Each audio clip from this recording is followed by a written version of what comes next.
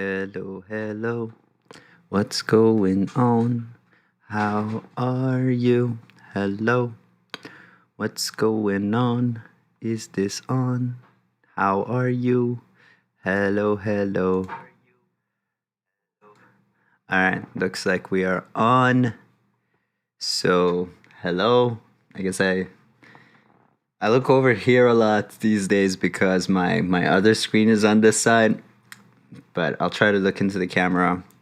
Well, actually, I'll try not to too much. So yeah, welcome to this live stream. I'm gonna be editing vocals. Yesterday, I was editing vocals, and I was having kind of a tough time with Waves Tune, which is what I used in the past to do vocal tuning.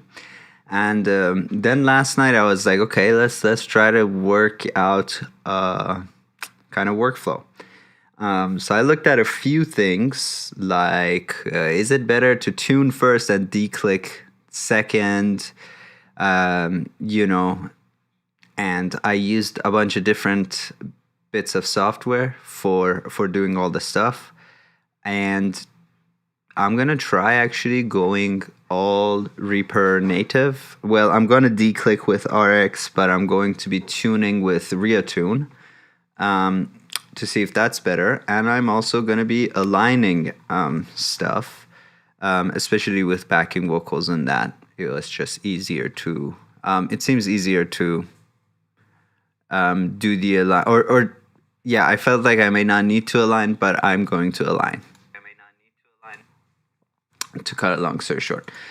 So last night I did a bunch of stuff. All the stuff you see here are tuned and they are also aligned. Actually, I lied.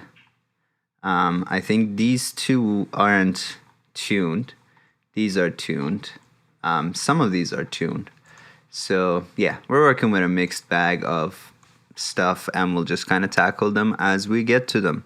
I'll try not to yap too much, and I'm also going to turn off my camera. And that's because I may want to later take footage from these live streams and make tutorials. Once I have like a good workflow that I find to be efficient, I'll share it with everybody. So I don't want my face in there so that I can later yap over this stuff. So without further ado, let's get to it.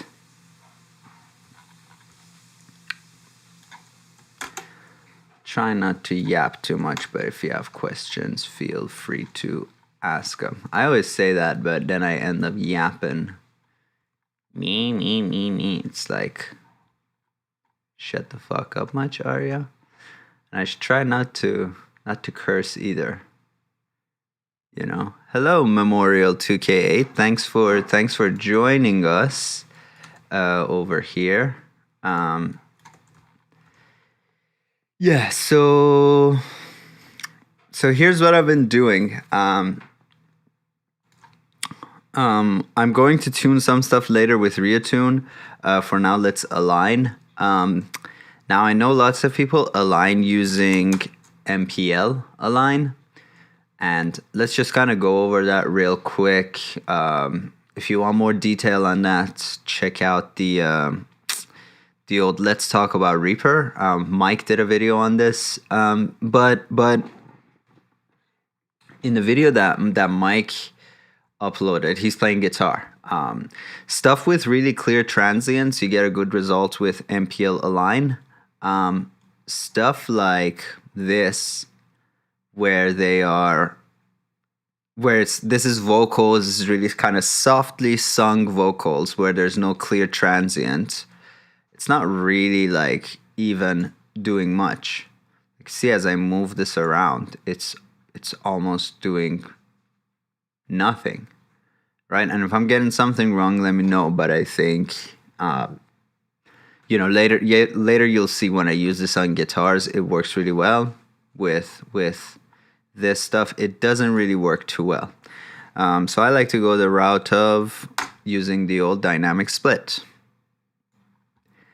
And what I'm going to do is have it at transients and when gate closes. I may have done this as a preset before, but I may not have I just don't remember what I called the preset. Let's just make one real quick.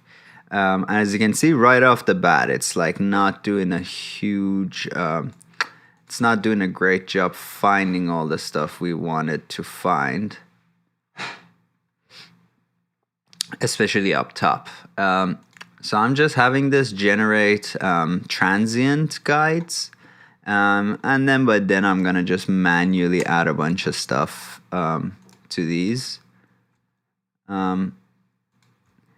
When I do alignment, I really try to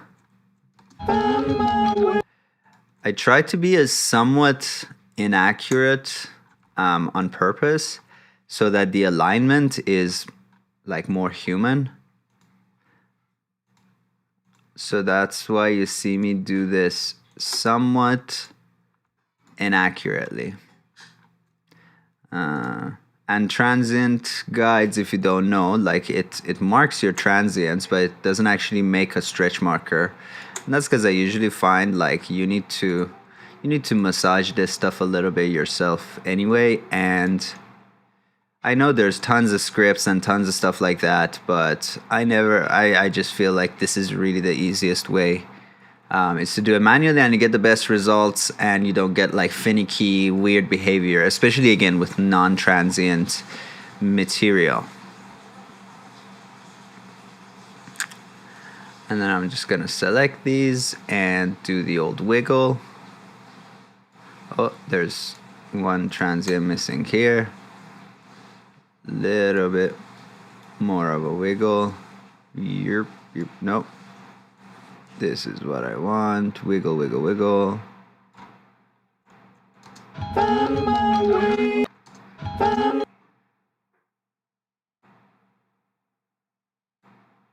Oops, I keep forgetting to group these.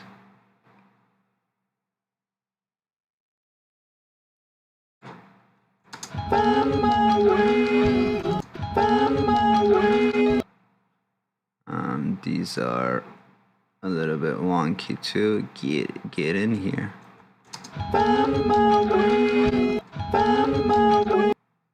And these two, I don't know.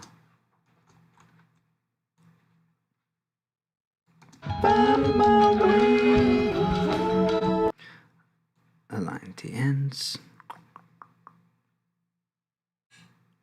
Oops, I already bombed that one.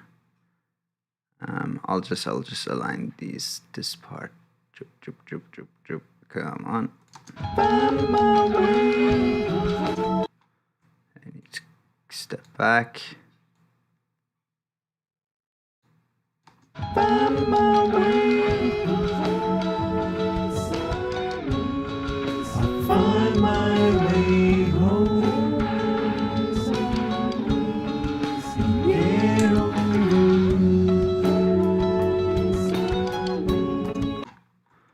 I'm just gonna keep going. Shabloomps.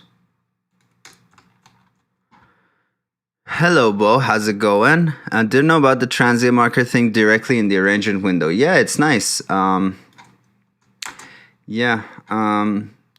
just find this a lot more reliable because it really doesn't do much, but that's the point. With MPL align, I wasn't getting really what I wanted. Nothing was working, so I'm going old school. Really, it's like a 4-minute song, 16 to 20-ish. 16 to 20-ish tracks, not a biggie.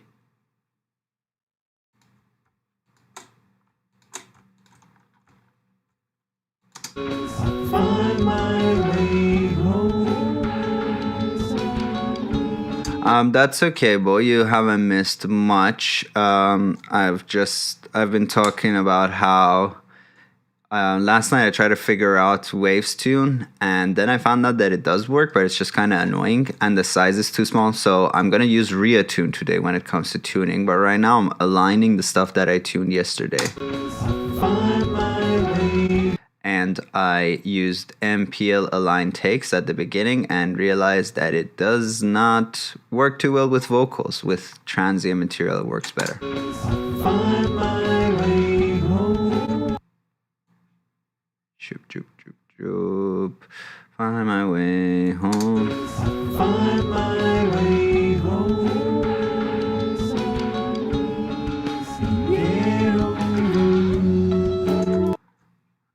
Bring this back a little bit.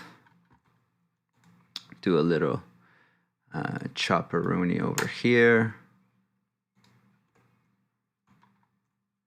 Like this.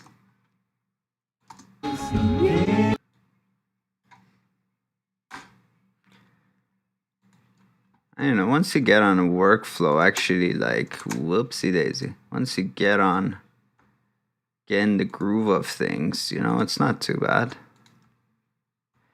It's not too hard. That transient guide is just way off. Yeah, when it comes to like vocals that are very like musical, like not much clear transients, just kind of notes. It's just hard to get anything to work automatically. You need that human touch there. Group them and get the schlappen. Oops, this is a transient guide. I keep not seeing. Whoopsie daisy. And so that's not good.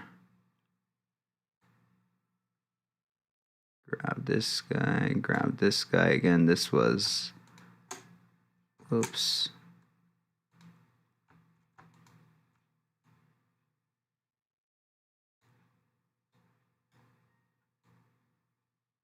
There we go.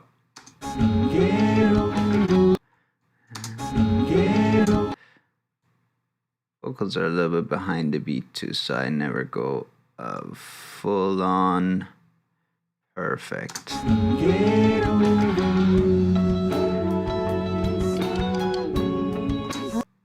Hello, Reza. Chakerim. Reza, I've been thinking about making tutorials in Farsi because the English-speaking world has rejected me. They don't watch my videos anymore. And I thought, hey, like, are there even REAPER tutorials in Farsi? I've been thinking about it. What do you think? Do you think there would be people who are interested? So I randomly remembered that the end of these I didn't do. And we're cruising, you know? MPL schmempl, am I right, ladies and gentlemen? Let's see, get these a little bit tighter here. Shiblamps, shiblooms. Oopsie daisy. Got a couple here.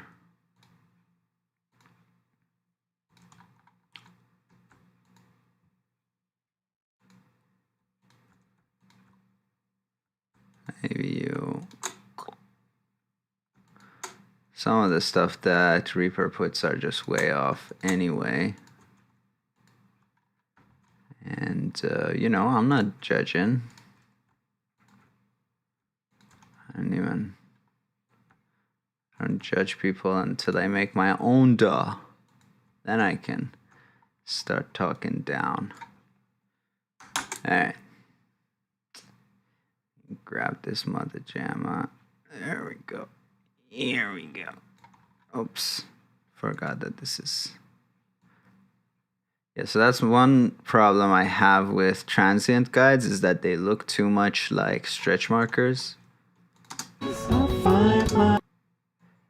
Zoop, zoop, zoop, zoop. Come on.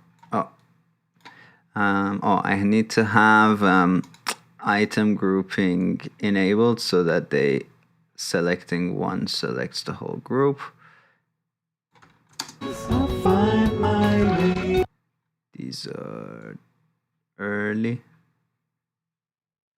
Let's put them over here.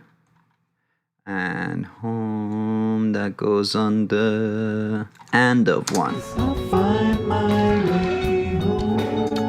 Actually, I guess. Come on. Sometimes one doesn't. Sometimes one refuses to come. I'll find my way home. Get over. So one thing I was trying to find out, since we're about to use Reattune to do vocals, Reattune doesn't do formant shifting by default. So I don't know if there's a setting to turn it on or not. And let's go bloop. I might as well not even do the transient guides at this point. That's good. You're good. You're good. You're good.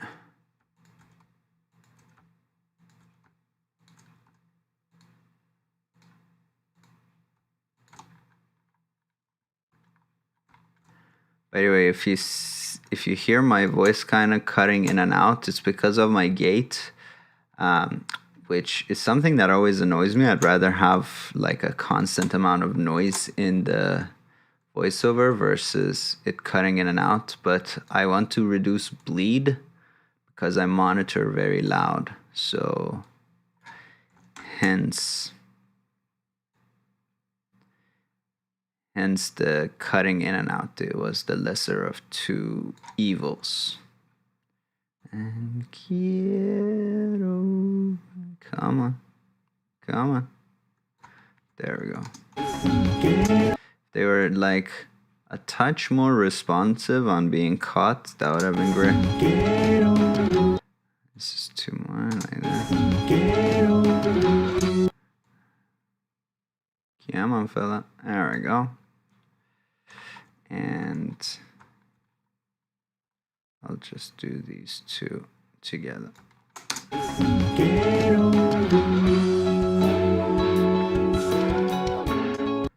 Maybe I don't like to stretch really long sustaining notes too much. They never sound good. So let's try this.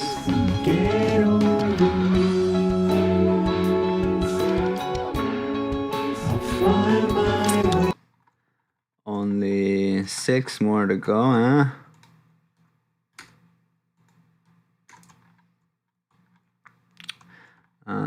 Why is this split up? I may have done some stuff to this.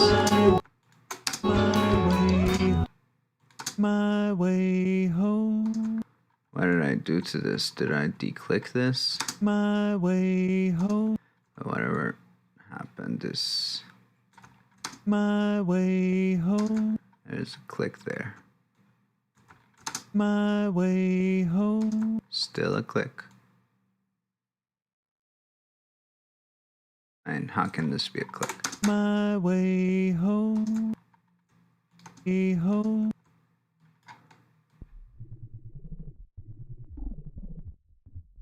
Why do bad things happen to good people, y'all?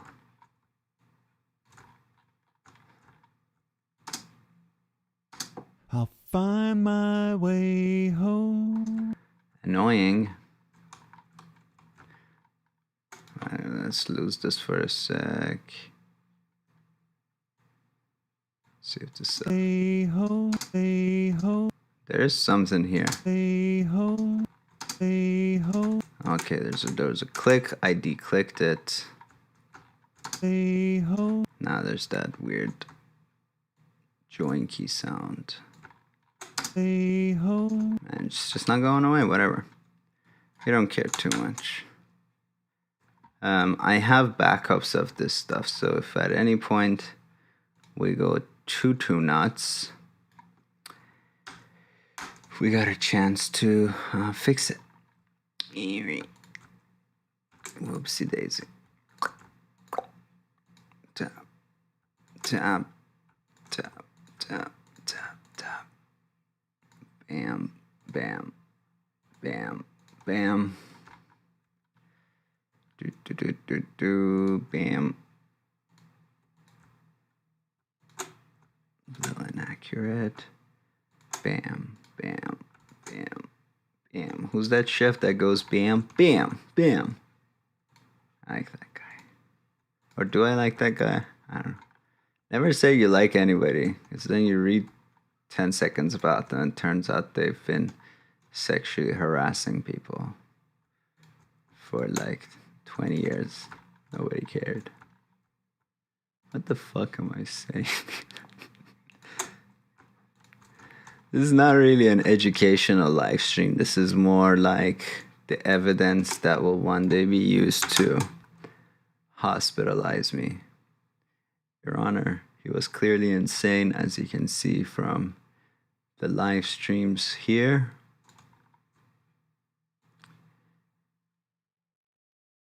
There we go. That's what I should call the album. Not Guilty by Reason of Temporary Insanity.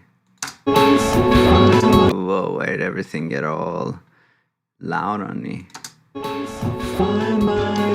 Let me know, y'all, if like stuff is too loud, too quiet. Shoop, shoop, shoop, shoop.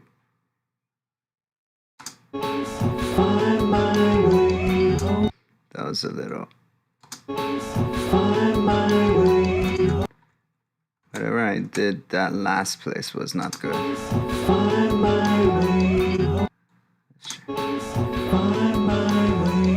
Okay, those are cool. Oh, you see, these are a little bit joint cute.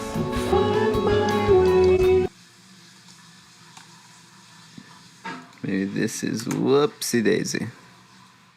What was it to temporarily suspend groups? Option Shift and G. Something like this ought to be alright.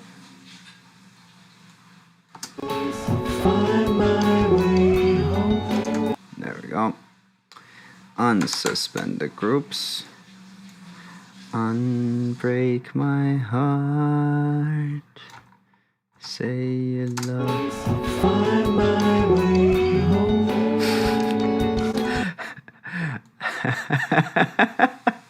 I don't remember what I said about that. You say it's pretty dark. I'm losing it. Find my way home.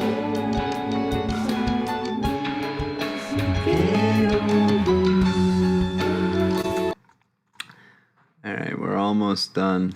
Just kidding.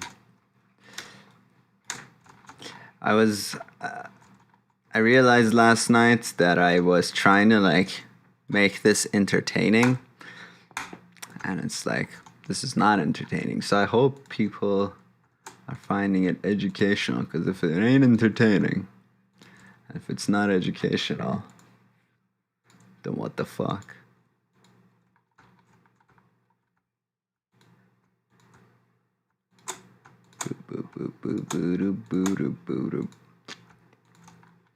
I already have a counter argument in the bag in case new people joining us are like, why are you doing this manually? I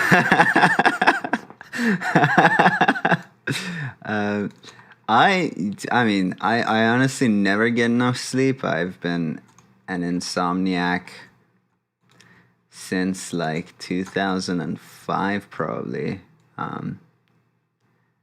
and it's very, very possibly the fault of just come on, group your stuff. It's really like a social media thing. I was addicted to social media before it was cool. Like MySpace days, I was already losing sleep, catfishing people in America to practice my English when I was a kid. That was like AOL days kind of deal.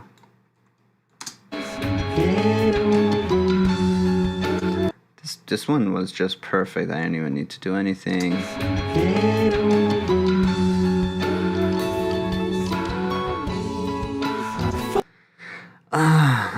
I guess I don't mind this. The tail lengths are very different, but like if I stretch this back all the way, that's not gonna sound any kind of nice. So I'm okay with that.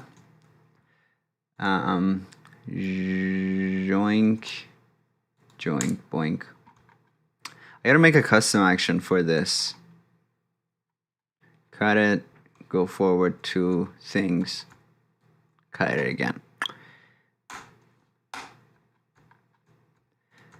Whoopsie daisy. Every time.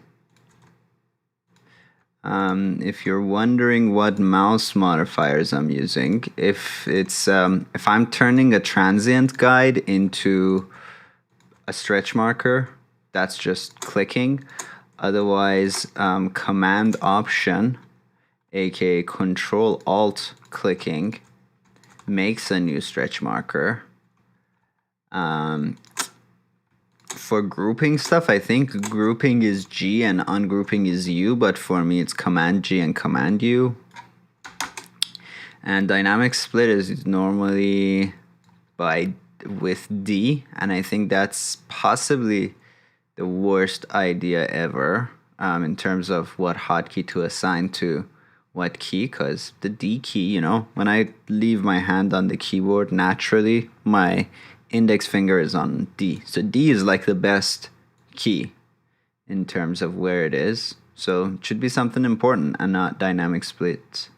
And get over, is that gonna be here? Nope. It is here. In this case, we just got one kind of rogue boy. Find my way home.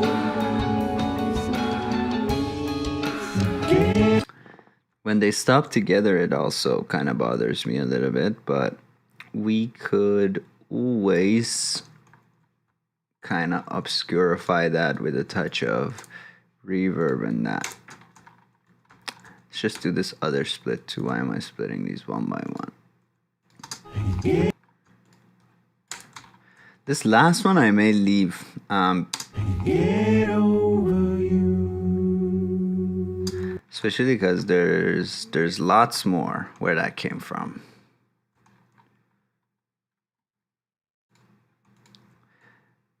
Yeah, you know, I'm actually an idiot because I should be aligning these as well.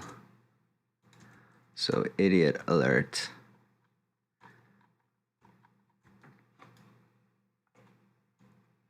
My D is, yeah, exactly. Hi, Dicker Hintern. Thanks for joining me. Thanks for requesting that I continue how to do audio tutorials. You know, I thought nobody would ever ask. And actually, like, I went and watched those videos after your comment, and like my setup has changed a bunch. So I don't know, I gotta like go back to that. I'm such an idiot. I forgot that there are low harmonies here that we could also be aligning at the same time as the rest of them.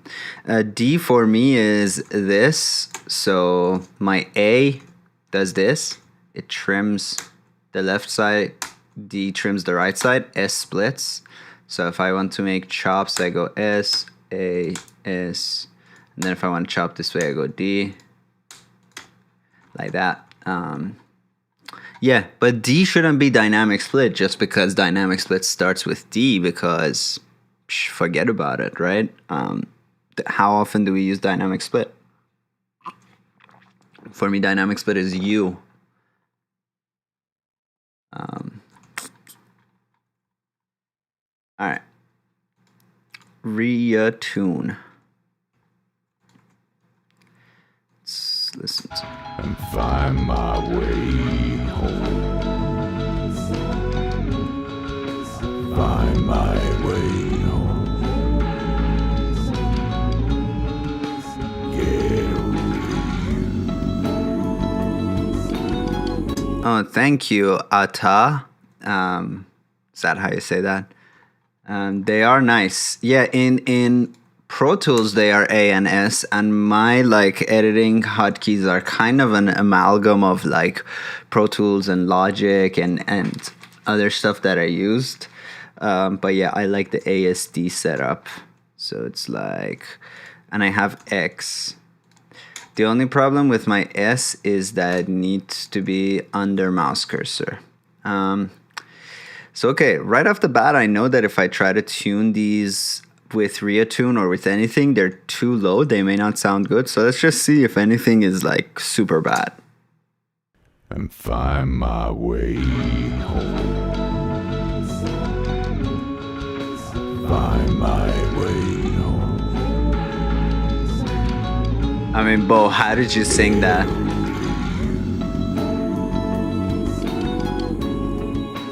Find my way home. Get over. So I don't know if I'm convincing myself that this is good just because I'm realizing that I need to align them.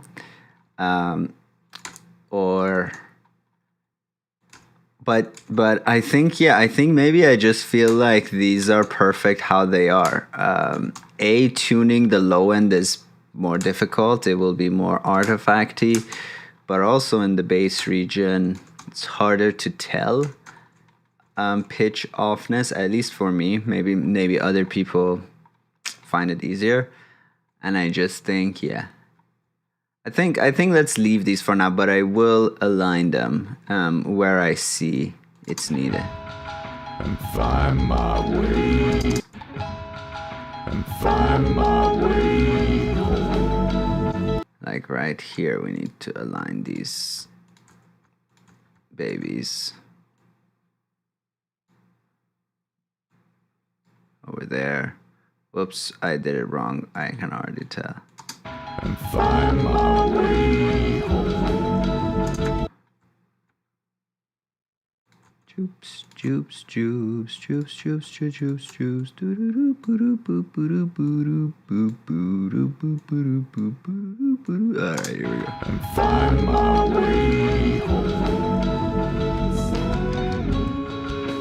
Find my way home. I agree. I mean, I don't know how much of these I will keep in the mixing phase or just kind of like turn them down and stuff. But yes, there's definitely muddiness potential. But the bass actually goes, and again, sorry, I'm getting distracted. The bass kind of goes high towards the end, so that could actually be nice.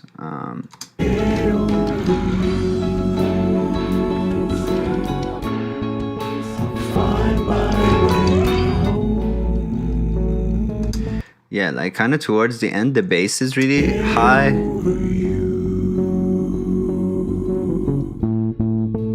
Find my way home. So these are like almost subs. Could work. We shall see. Definitely keeping these last ones. Get over you. Oh, that is a good idea. Spectral peaks. I used to always have spectral peaks all the time.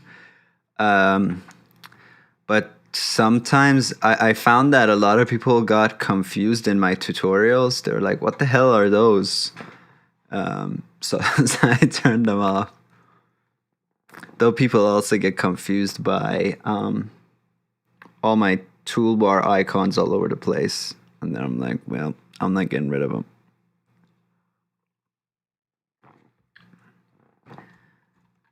Cool. They're just so pretty. Wait, my settings have changed. I may be crazy, but I have such a vivid memory of there being presets. I like to bring the noise threshold down, otherwise everything kind of becomes the same color.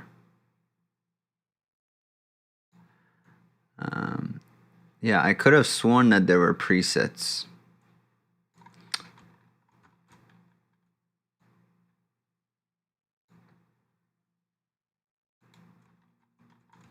All right.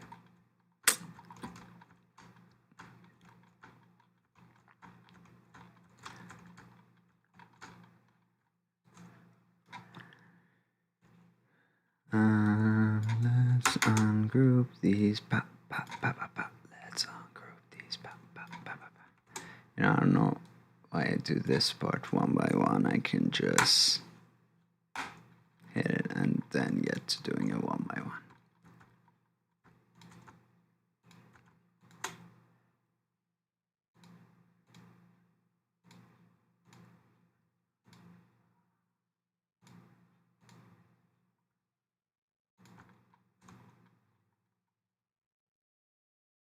That's way off. Playoffs?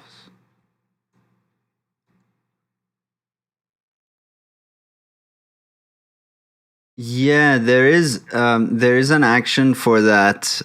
My problem is that when you do that with screen sets, they fall out of whack. So I thought, like, if I hide my main toolbar, recall it with a screen set, they will come back, but they don't actually come back, which is annoying. So I haven't been using it for a while, and I kind of forgot what it is, what the hotkey is. I gotta say these colors are not working out for me. Just make them a touch darker. Yeah, what did I have for that? I think I made a custom action even. Yeah, there we go. There we go. Maximum real estate, baby.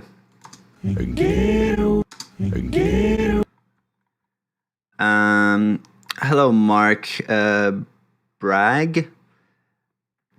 So Transient Guides, you can put them on with like dynamic split, amongst other things. There are these little things here. They're not exactly stretch markers. They are just like where, so you know, like with dynamic split, you can have it put stretch markers. But sometimes it puts too many and puts it in the wrong places and stuff. Then you got to go and delete them. With Transient Guides, this is nothing at the moment. If I click on it, it will become a stretch marker. And when it's like wrong, like here, I just don't click it. It doesn't bother anybody, or here when it's wrong. Yeah, I just don't click them and nothing happens. And then when Reaper is correct, with a single click, I can and there's actions to go like, oh, select, like make a time selection, and everything within that time selection can become a stretch marker. But I just do it real manual because of how it doesn't work with this particular type of vocals that are very like melodic and not really like a hard transient at the top. So hope that answered your question. Yeah. Come on. There we go. Come on, fella. There we go.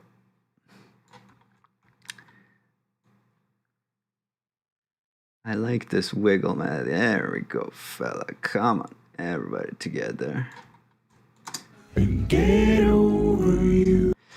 I'm actually not gonna fix this O, I'm gonna fix this U, and I think that U will fall into place. And get over you. Oops, you can go. And get over you. Yeah, isn't it fun? I love doing the wiggle. And get over you. And get over you. No, this is a little late, actually. There we go. You can get out of here. You can get out. And get over you. Yeah, you mean the wiggle? I mean, the wiggle, you just group the items. The wiggle happens.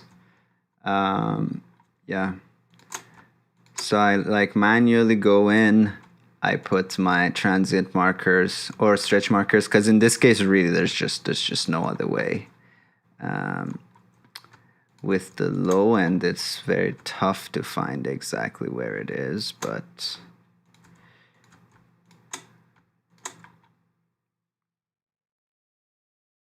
Yeah, I don't even see it here, but I think it's this one right here. Hey, did you ever want to hold a Terry fold? I got one right here. All right, here we go. And then I just group them, shib lamps, and then I just start wiggling, and they wiggle together. You do have to have grouping enabled, and that's all there is to it. Ship, bleep, bleep, bleep, bleep. Come on, fella.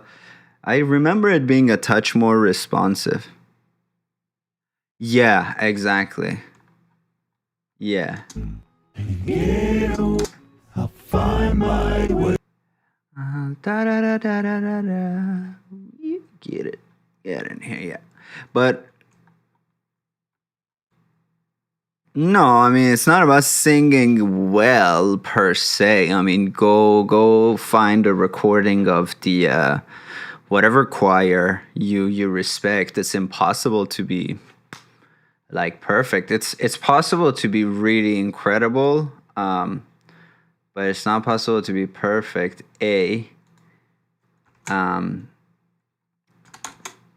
And B, even when people are perfect nowadays, people still do this. But yes, there's always somebody who says, "Oh, well, can't you do it better?" Yes, I could. I'll find my way. Also, the person who has done these vocals, which I think are pretty amazing, I think they nailed it, did this for free. So, I mean, I'll find my way. the my is a little off. Beep, boop, boop, boop, beep, beep, beep, beep, beep, beep, beep. Come on, there we go.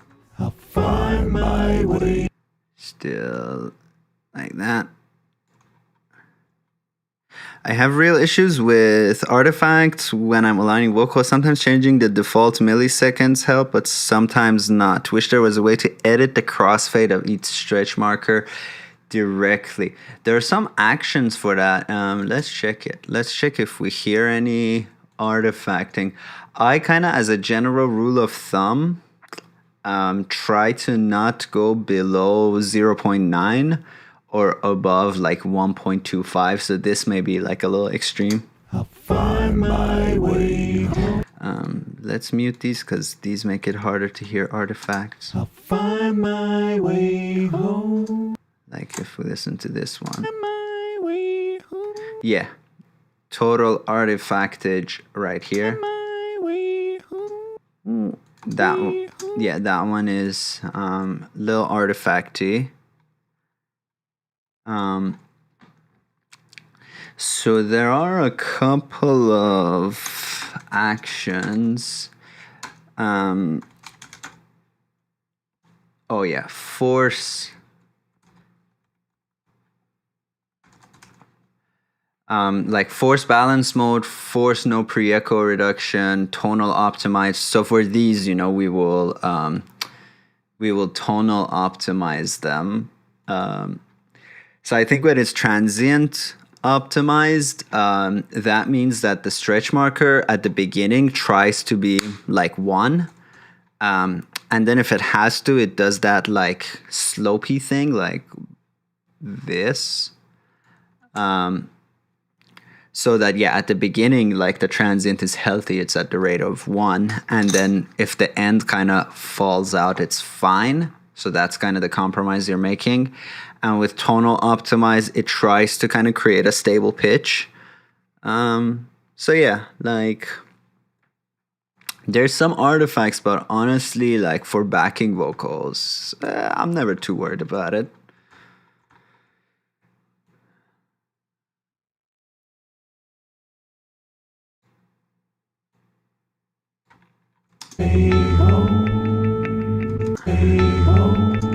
That home needs some whoopsie daisy.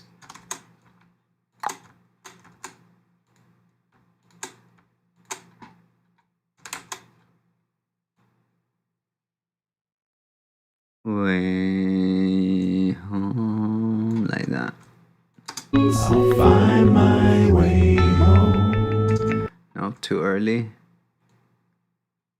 I'll find my way home. Yeah, I think in my project settings, I already have it to the one that is my preference, which is, where is it? Yeah, Elastic 3.3.3 Soloist on speech. I guess I like it actually on monophonic. So there we go. I'll find my way home. And get over. And I think the difference between monophonic and speech is that with monophonic, it's a little bit more tolerant of pitch slidage. So pitch going like versus you know what I mean? And I'm not a singer, so don't at me about that singing right now. Yeah, I think that's the difference. So not too much. Whoops, don't forget about these babies. No, sorry, Bob.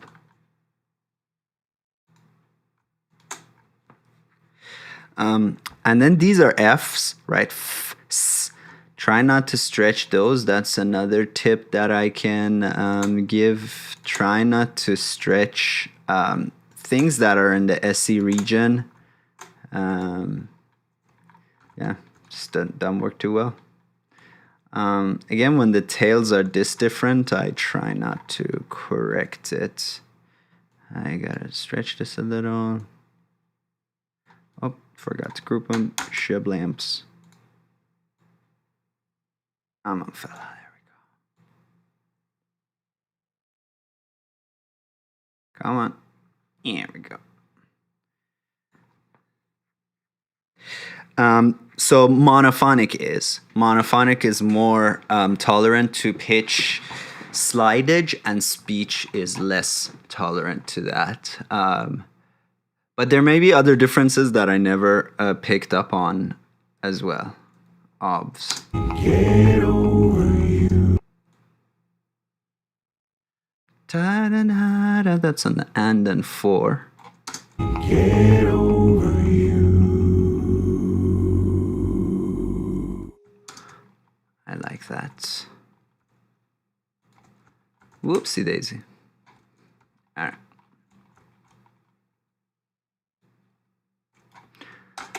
Lock those for now.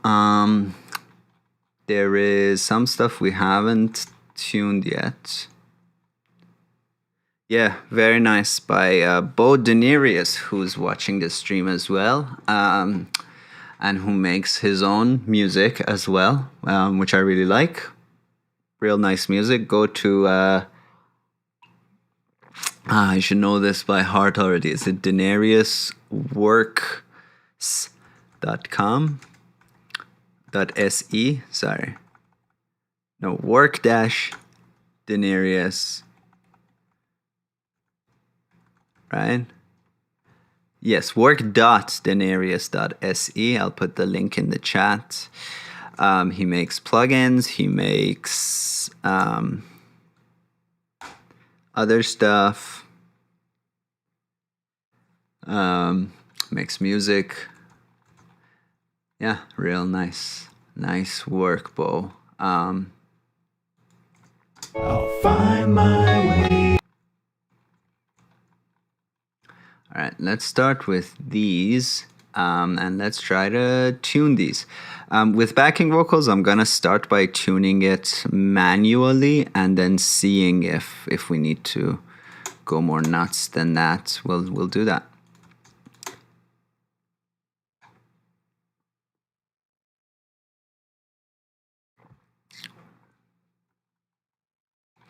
Daenerys Targaryen, the weird uncle of dragons. That's funny.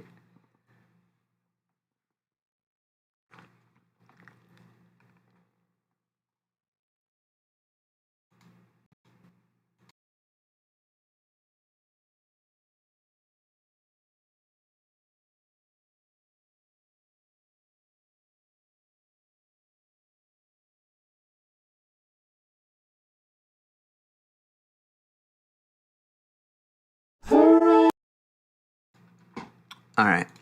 Yes. So as I said, I'm gonna try automatic and I'm gonna try reattune. And if that didn't work, we will do something else. I'll just do one to remind myself how it was done. I don't know if this affects the next windows. So I do want it automatic on this one, and it is an F sharp minor, which is the best key.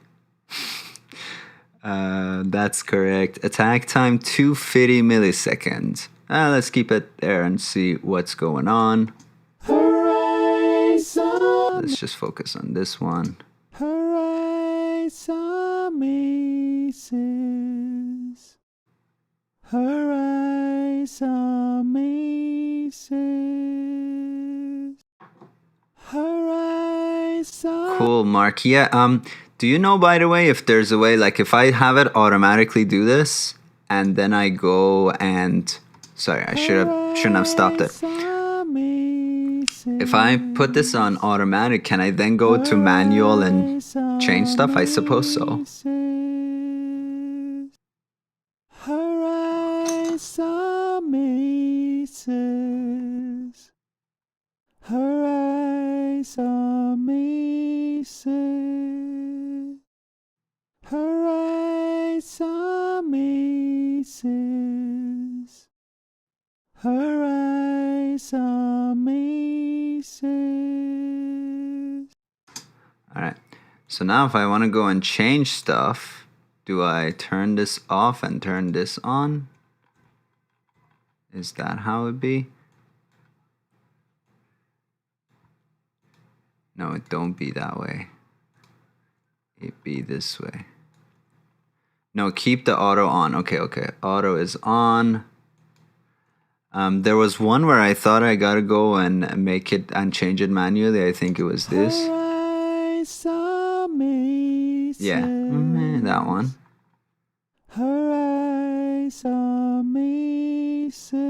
The rest I was quite okay with. I'm gonna do this so then I can zoom in here. Amazing. Yeah, I think it's E.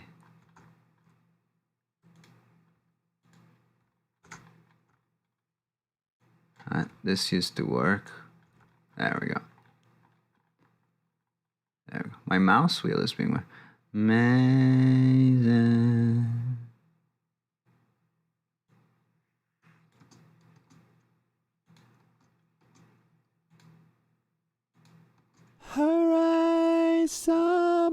Wait, this was not even the right place at all.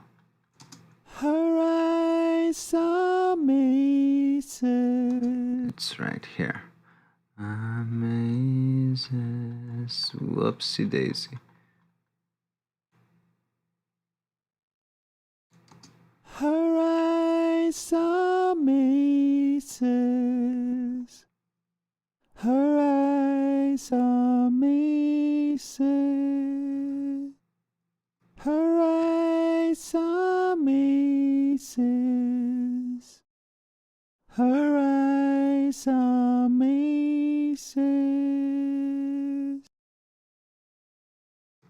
That sounds good to me. And then I guess I'll just freeze these mama jammas. With every other freaking forgot to do this part. With every other tuner, I always pitch correct and then freeze because they take up too much resources. I don't know if y'all who use Reattune do that. I would not be shocked if people told me, oh yeah, like REAPER fixed that issue. I mean, it's not an issue, it's natural. It's really complex stuff, pitch correction. So I ain't complaining or nothing, but alright, let's tune this bit. You can drop retune on a separate take, yeah. Horizon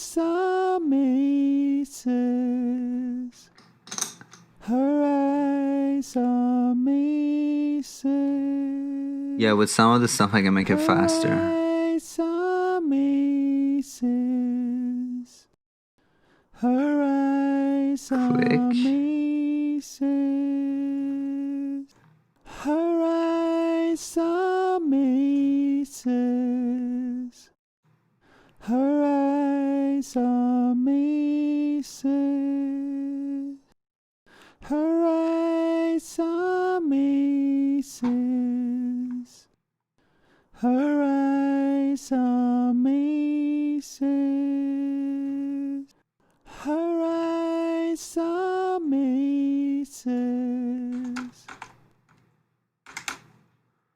Alright, beauty. I didn't hear anything, but I also got distracted. Maybe this guy.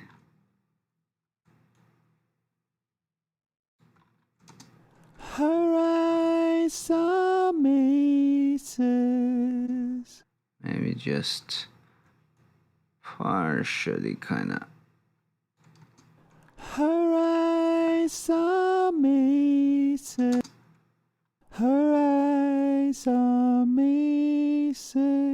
No problem with that.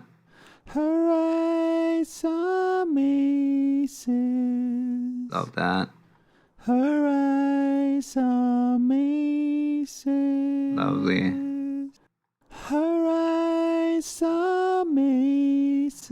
Do a little bit of wiggling here. I mean, I'll tell you right now, like, yeah, using ReaTune is just much easier. It's so well integrated. It's all the same zooming hotkeys. I can resize this. Waves Tune, you can't resize it. I mean, get the hell out of here.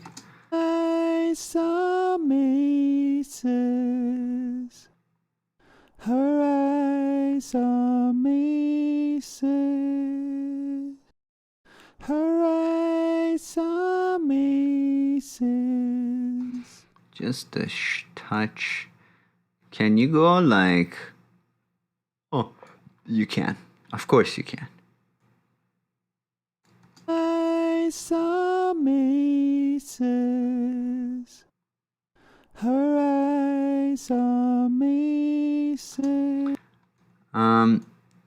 I used to be very fast with Melodyne when I worked at the studio, but I don't remember, and I think it's been updated a few times. Last time I used Melodyne was like 2018.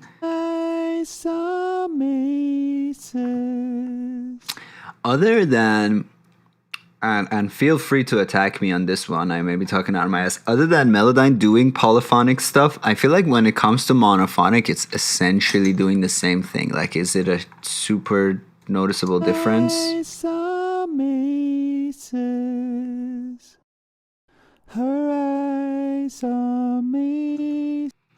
Like, I'm always surprised when REAPER stuff just works super amazingly, and I don't know why, because, like, REAPER's been proving itself to be super cool. I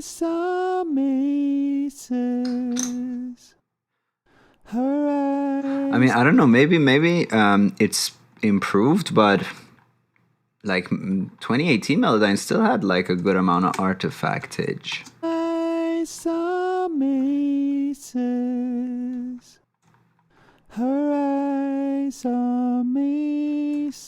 Oh, I've already done this.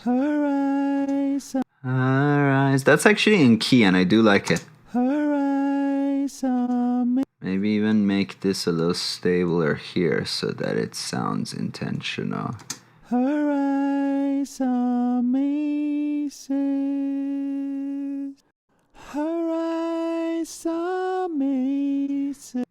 sharpen this a tad. Antares, I think Antares is the best one that for the real time. Like you put it on, it's like 90% there.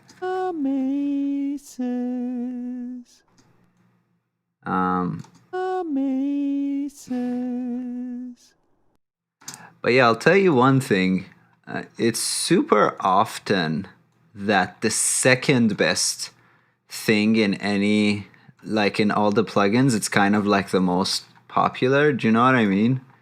Like it's not the best plugin, but the second best plugin that's always like somehow seen as superior. Anybody else notice that? All right, 1 down, 11 to go.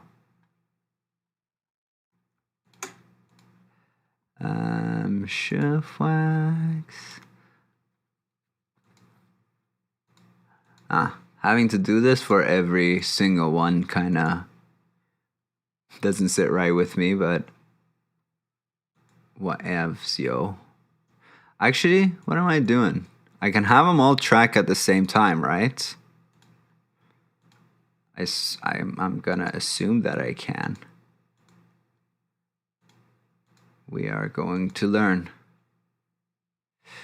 This is actually good because then when I do a tutorial, I would have like concrete experience on what worked better, what didn't work, what slowed my computer down, etc.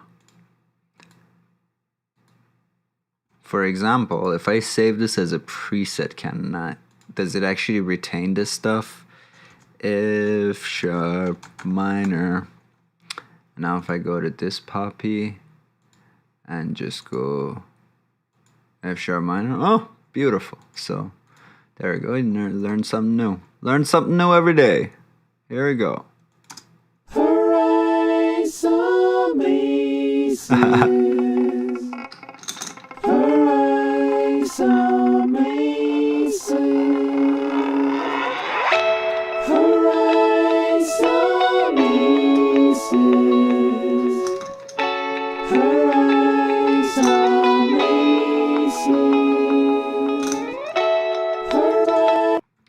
I'm just hearing no fades over here.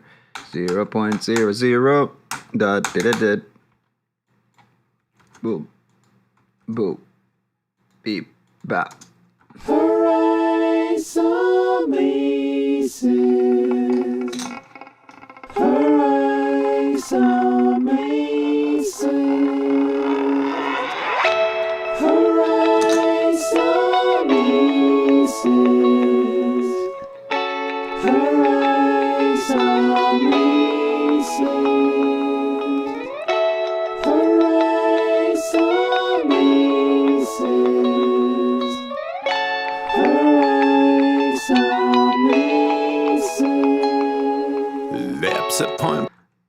Gotta align the S's on these babies, of course. So we will do that. Boop boop boop boop boop boop boop boop boop boop beep boop boop boop.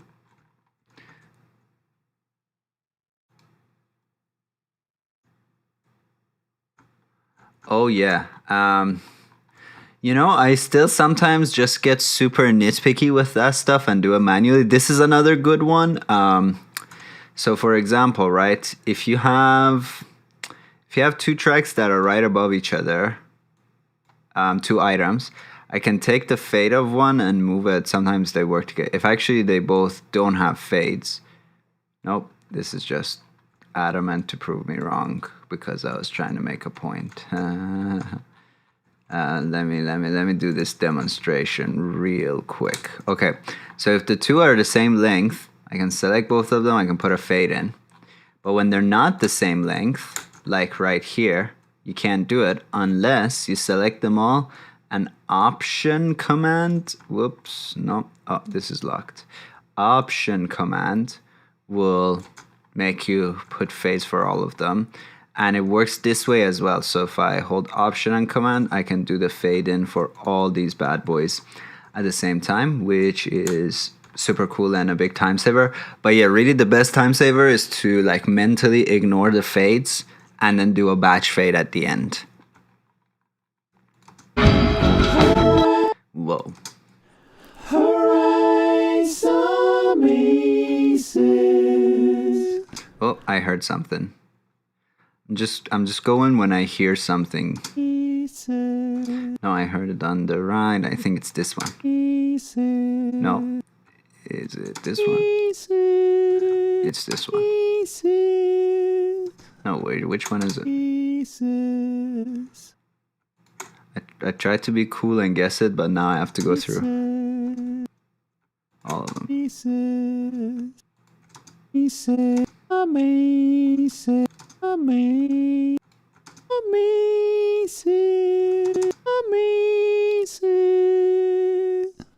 I can't find it now.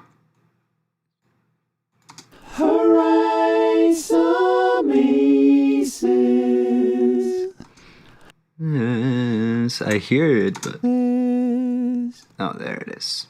Okay, so we just go over here.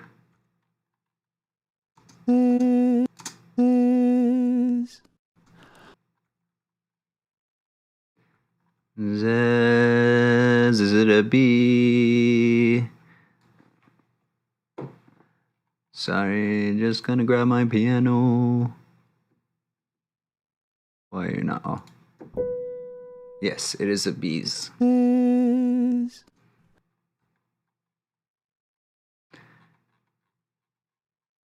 Here we go. Where are we?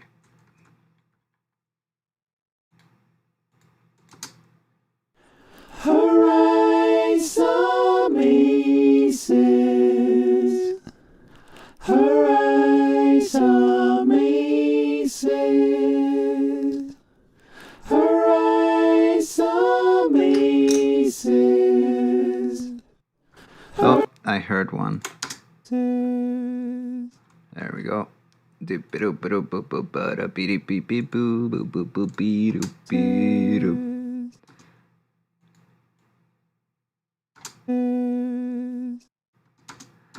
What if I just make this a touch faster?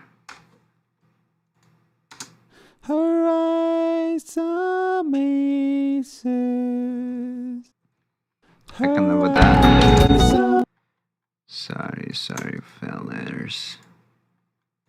It's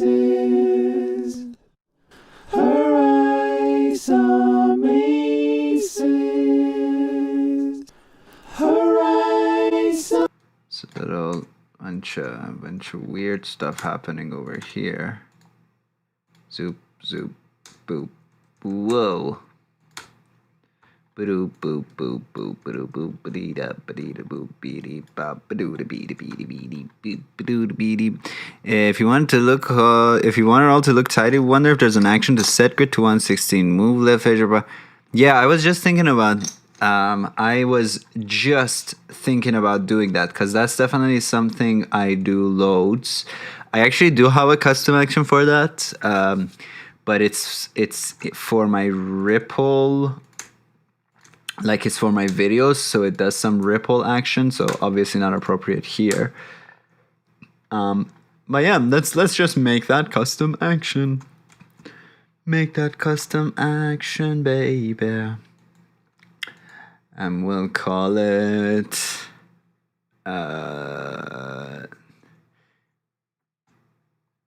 make gap and neat and stuff. I always name things really badly and then I will do it. And then later I come up with better names.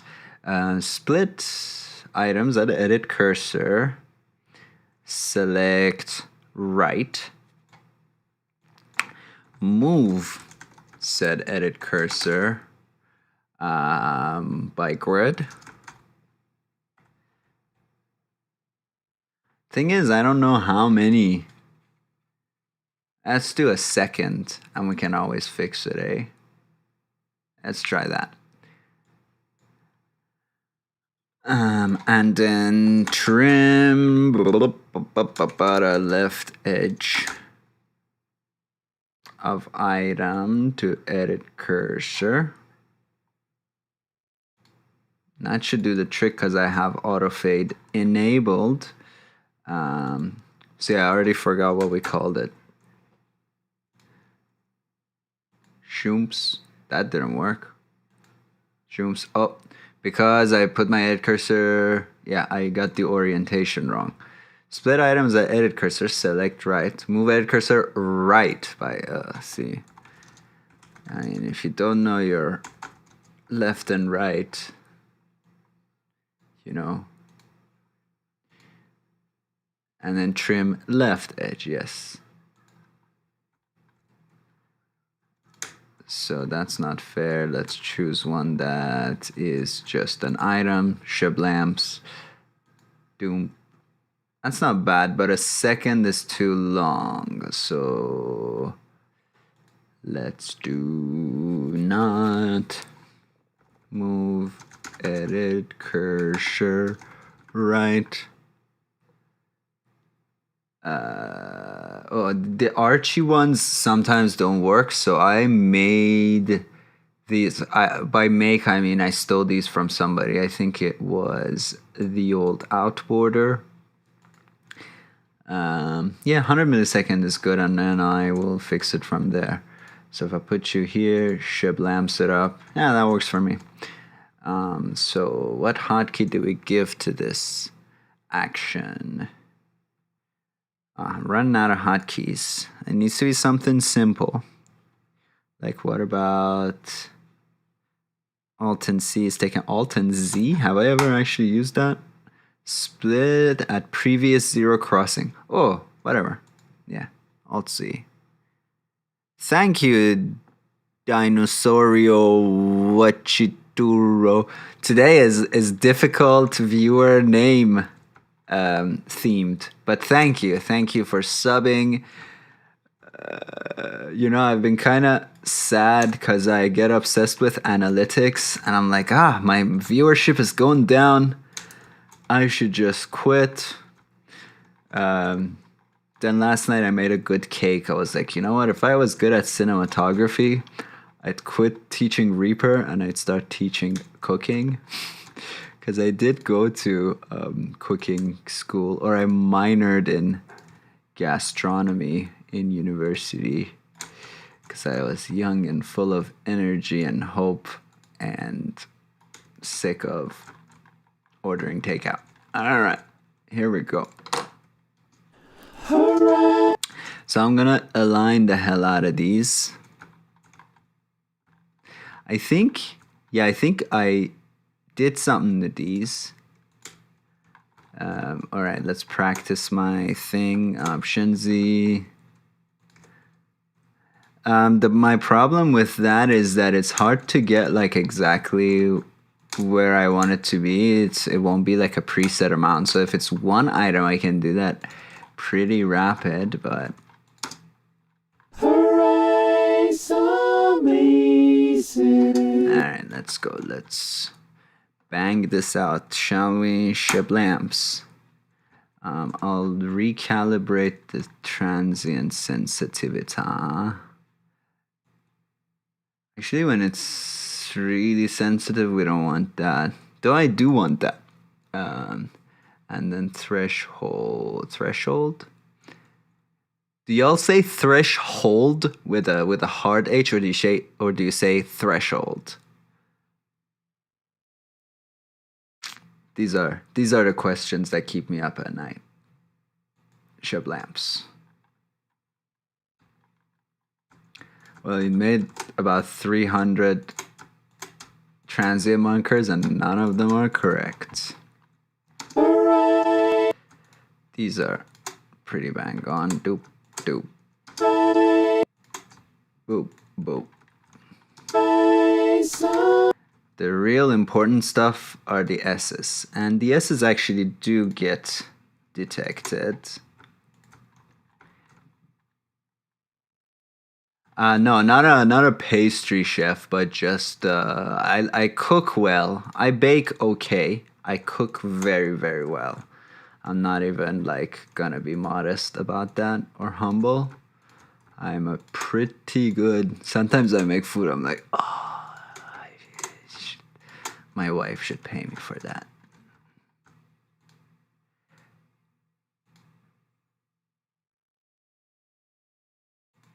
REAPER is the shit. Honestly, I won't even get into what DAW is best, but I will tell you that Reaper is the best company ever. Because Reaper is how business should be conducted. Like, you buy a thing from them, they never email you. I have been a Reaper user for 2 years.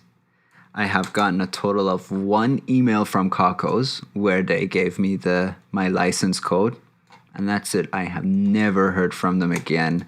They don't call you and ask you to buy their thing. They don't go have you tried this new update? They don't do Black Friday sales. They are just like, hey, you want this program? Here's how much it costs. Goodbye. And really, something like that is like a luxury in today's world. Like, I just want to give you money and you give me the thing that you make, and that's it. But no, all companies have to be like, Black Friday sales today for $1.99 only. Get the dirt. And I don't wanna do the ta. Okay. These are right here. That's what I like about Reaper. Even if it's not the best, it's the best company. It's the best form of capitalism. Like, just give me the stuff, I'll give you the money. Are you advertising to me and spying on my family to find out when's the best time to sell me your plugin? Get out of here. Whoa. Ladies and gentlemen, we got artifacts. Whoa, that's a big bumpy one too. What could be the reason? Well, when in doubt, delete, delete, delete. Really, our issue was the S's, so maybe we gotta take it easy. I do care about the M's like a touch.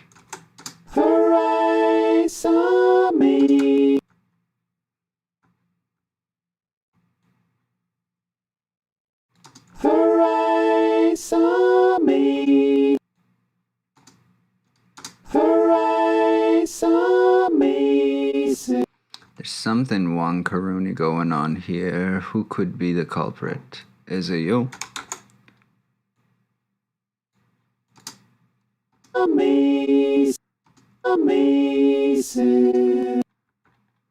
You know what? I'm just gonna do the S's and I'm going to see if that's good enough, and I'll delete some stuff. Come on. Needs to be a little more wiggle sensitive. Amazing. And then the end, this is, come on, fellas. What did I just do?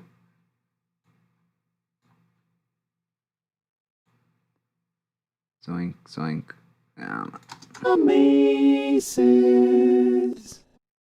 Whoa. Did y'all hear that? That must be this guy. Like this. I'll just cut these kind of tight and I'll put a big ass reverb on them. Oh, interesting, interesting. Do you split it? Let's try that.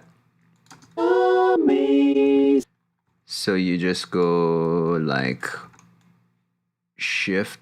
Well, no, that moves the stuff. So how do you move the stuff underneath?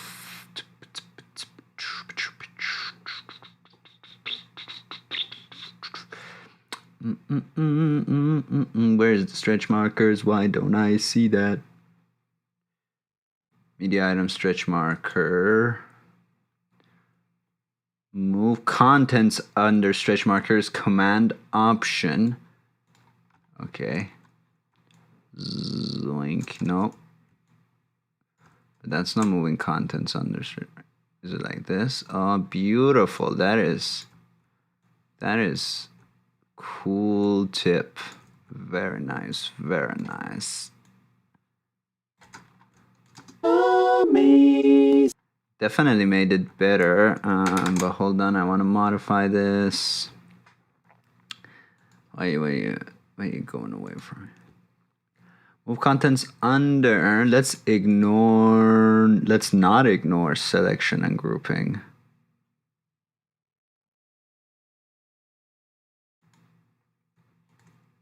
That is a sick tip. Whoopsie daisy, I gotta actually be on this track. That definitely improved it like a great deal.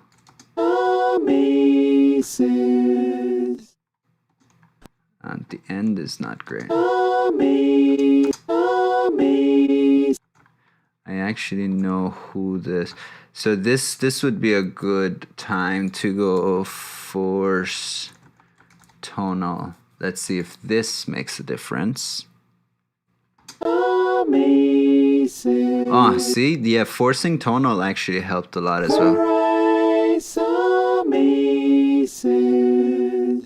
Beautiful, beautiful. That's a great tip. Thank you, Mark. Nice beard also. I'm also gonna be, I guess I should align then freeze, and I should have done that with that one as well. Or you can freeze twice, that way you have multiple freeze stages. So I'm just gonna do that.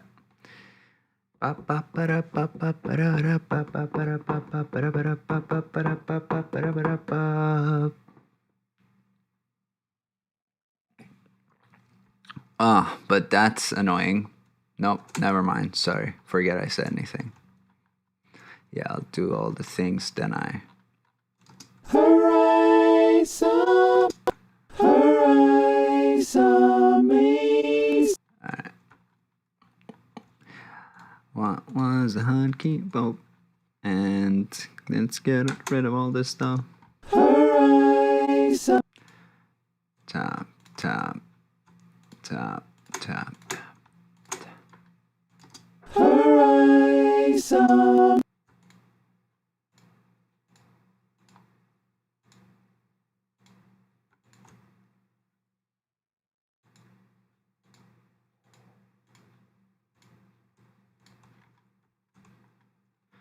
That's actually okay. Force tonal. I'm gonna call that.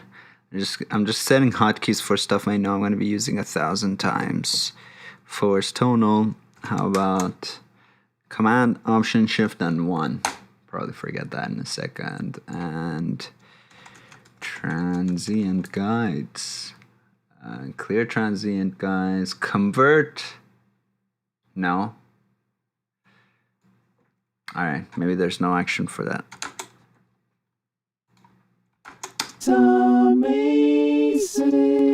Measures.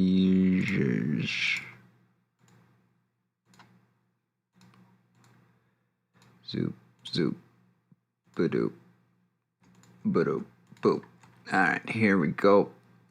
We're gonna still. I was expecting people to be asking me why I don't use MPL align takes, but instead somebody asked the other question that I was expecting, which is, why don't you sing it better? Alright, here we go. We're rolling. Come on. Okay, 2 issues with transient markers. One is I can never see them. Force tonal. Oh, maybe you weren't here when we were explaining it earlier.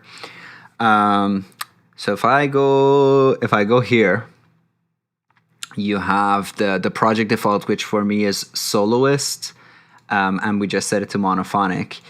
And then these are the like modes. So the modes, they make like a compromise in order to give you something. So the tonal optimize, the compromise is that the transient may be a little washy, but it tries to get a stable pitch out of you, out of the audio material. Transient optimize is the other way around. It tries to make the beginning of the stretch marker to always be at a rate of 1. so that the transient is more clear, but then towards the end they may actually slow it down, so go bow. And if you do it to like a ringy snare, it will sound like dong. So not always a great idea. And then no pre-echo reduction. That will make overall kind of like it'll make no pre-echoing, obviously, but it will make both the pitch stability and the transient stuff suffer. So force tonal, yeah, so tonal optimize seems to work for this.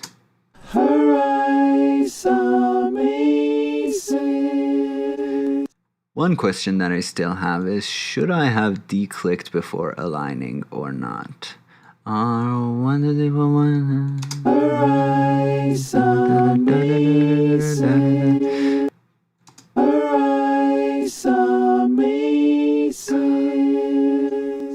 Yeah, that's a question. Whoopsie daisy.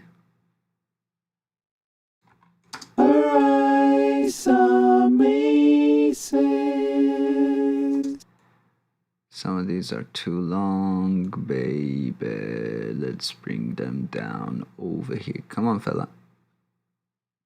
There's one that doesn't conform.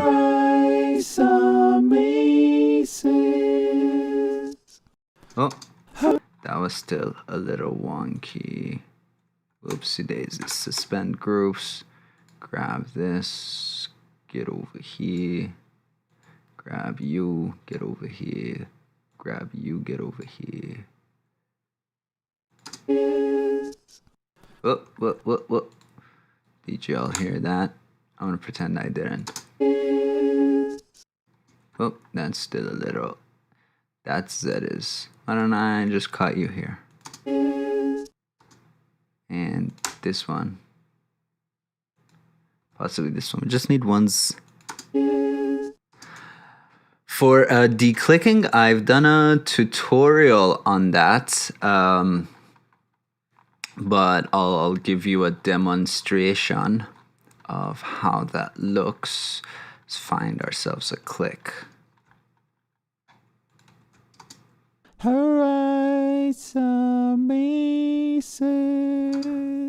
found the one take that doesn't click. There we go. Okay. This is good. So I have control and right drag to look for my clicks. Yeah, right here there's a couple of clicks. Then I changed my hotkeys yesterday. I do control shift and right drag to select items and time. I hit my hotkey, it's done. And the custom action, you can go and find in my tutorials like insta declick. But this is what it does. My effects chain and resources in SWS slot 3 is set to isotope declick. And by default, it's at these settings. FX chain. Let's just like cut this guy.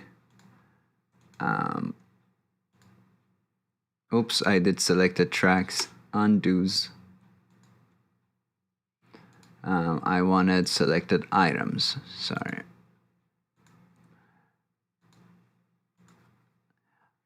These are the settings I've always used. Random clicks, sensitivity 9.6.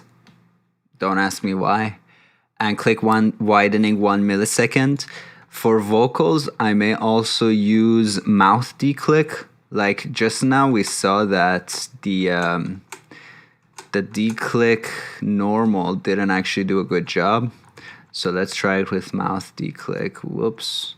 I changed my hotkeys, so I gotta kind of remember it.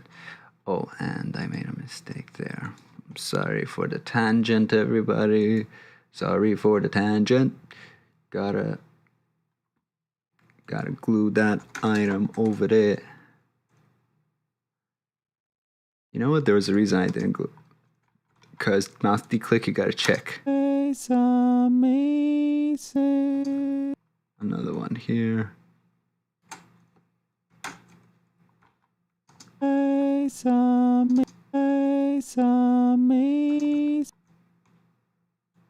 I don't glue because now I can do this. That was horrible. That looks alright.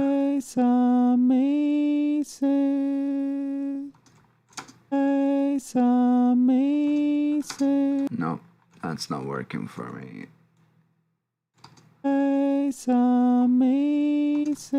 There's another click now happening.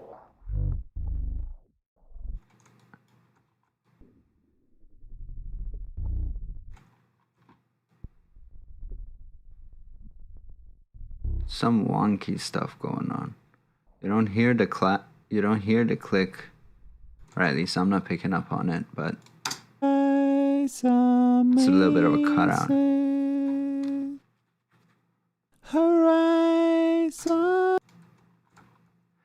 Yes, so I hope, Mark, that answered your question. But yeah, like I know I kind of glossed over it, but look for declicking or insta declick, something like that is called in my tutorials, and you will find it and you can download the action.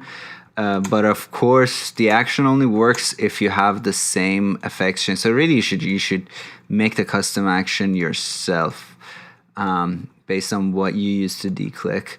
Then there's another quick and dirty, or the old school way of doing declicking, and that actually, like, sometimes if all else fails, that may just work better. Let's see if this is a click. Yeah, okay, we can. It's not exactly a full click, but we can demonstrate here, like right here.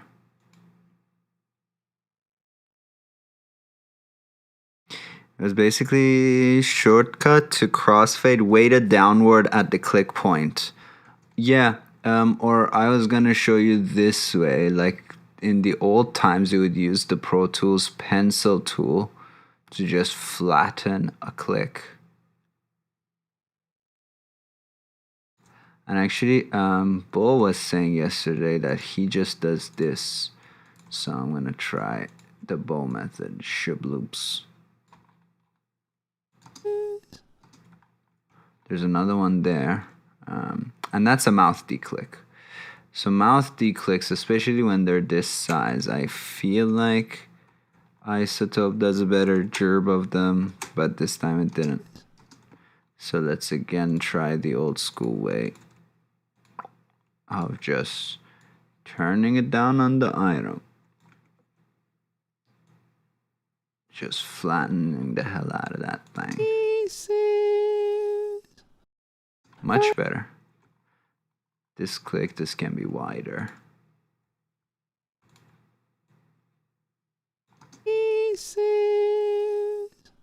Yeah, much better. Old school way, always reliable.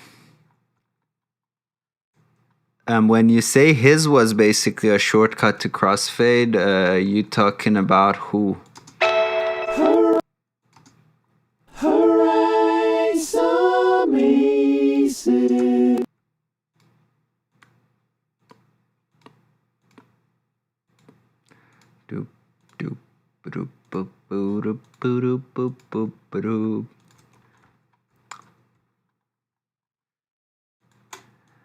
Is this relaxing or what? I feel like whenever I'm inefficient at something, I just tell myself that it's relaxing so that I don't go nuts. Does anybody else do that? It's like, oh, washing dishes. Oh, it's so therapeutic. It's like, no, not really. I just no longer have a dishwasher. So it's between this and admitting to myself that I'm crazy. Her eyes are... Come on, fella. Come on, fella. There we go. Her eyes are me. Oh, Kenny. I don't know even if I've seen Kenny's video on declicking. I should check that out. But I am pretty sure, or I'm sure that Kenny has at some point in his life probably done it the manual way, which used to take so damn long. But I still find that the old algorithms of RX don't always work well. Some people say the standalone app works better, but I'm like, that makes no sense. They didn't like design a new algorithm for the non-standalone RX modules just to like fuck with us, right?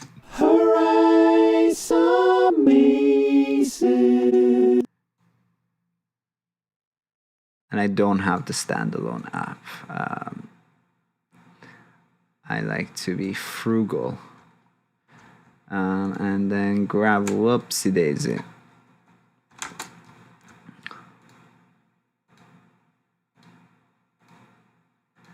I distract myself too much on these live streams, but I hope people are having fun, because this is definitely more fun doing it here rather than sitting alone thinking about some random garbage while I do this. So I hope y'all are having fun, because I'm having fun, even if it is at the expense of efficiency and that.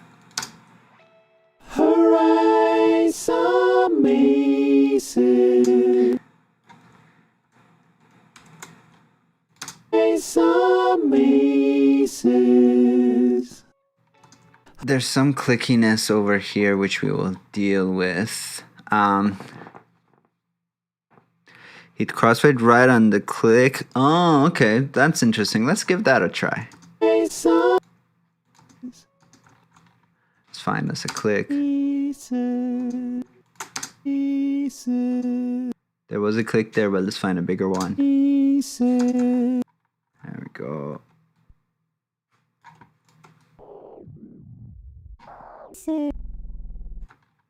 Now we need a bigger click. We're gonna need a bigger boat. There we go. Okay. So Kenny does this. Wait, where's my auto crossfade? It is on. Why is there no crossfade? Why is there no crossfade?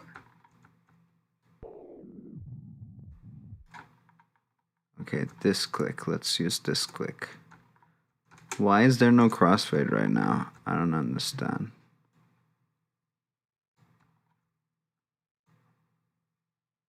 And then he would do this. Let's give that a go. I still hear it, especially when it's a few continuous ones. Also, my other question is, how come my auto split doesn't work? What if we expand it? I still hear it.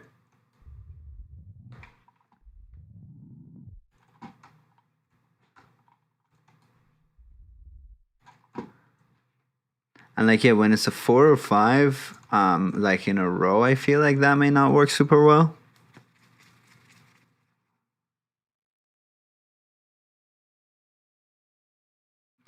One or two already corrected tracks. They sound really similar anyways. Oh.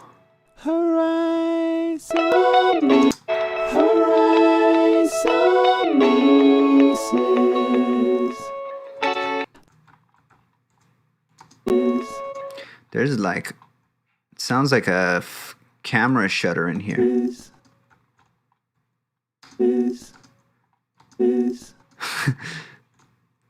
Hey, maybe I'll do that. Maybe I'll put a big camera shutter thing.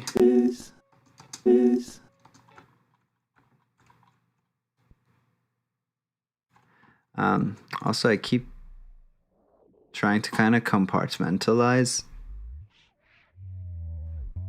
and not get distracted by all this and that, but I am an easily distractible fella. Sorry, I keep doing razor edit.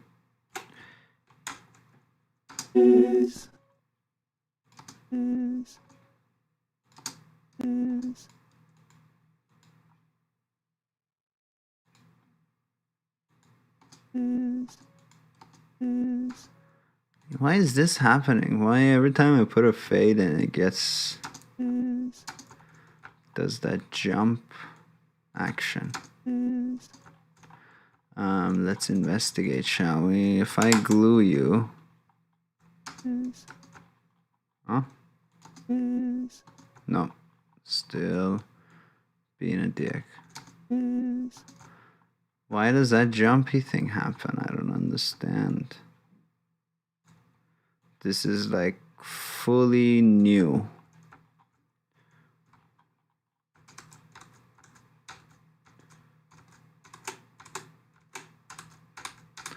Sorry, I'm retracing my steps to check something. Yeah, I don't know. Anyway, we'll declick later. This is alright. Bo says that they are similar. Well, I mean, they're similar, but are they the same? Because I do like the kind of largeness that this gives me. Janami might. Zoop, zoop, boop. I wonder how much time these transient guides are actually saving me. Or I guess they don't take much time to put on either, so swings and roundabouts, as they say in jolly old England. These M's, actually, you gotta be kind of careful with these M's.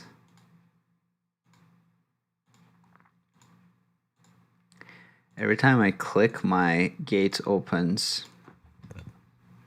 How about now? Less but not gone.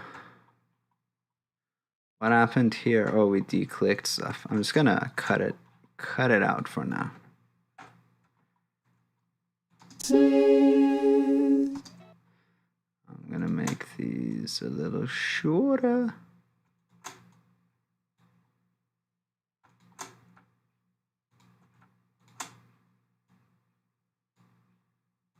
Zoop, zoop, boop.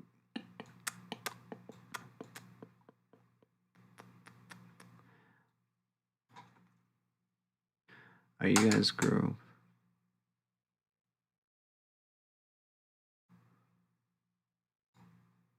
Oh.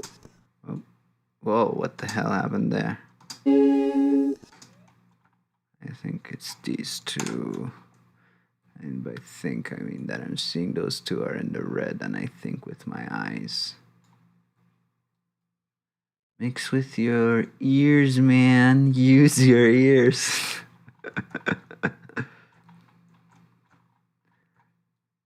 Alright. Oh, they weren't even properly grouped. Good job, Arya, you idiot. Here we go. Here we go. Horizon. Come on, fellas. Wiggle, wiggle. Come on. Horizon. Horizon.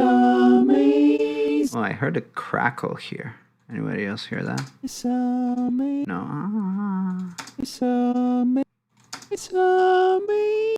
Yeah.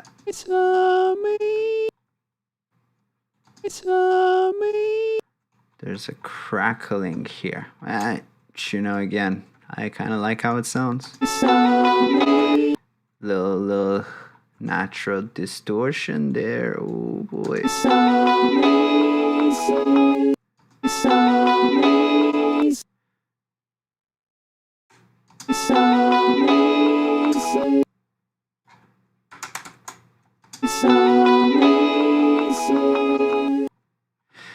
Something that happens when I force tonal that I definitely hear is that they get a little washier, but given the plan that I have for these backing vocals on the track,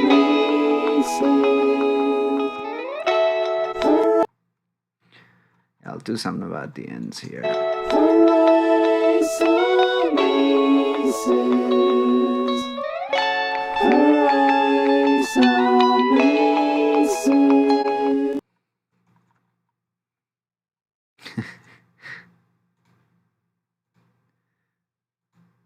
What's too much coffee?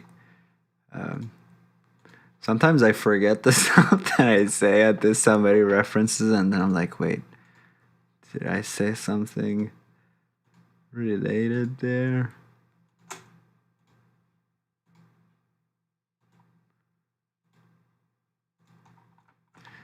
I'm just gonna not do the Ms. I'm just gonna do the Zzz.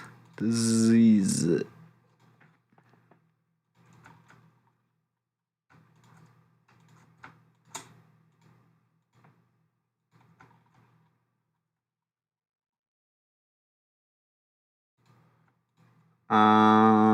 I'll show you what I mean by washy. Like I just force tonaled, I think this group, yeah.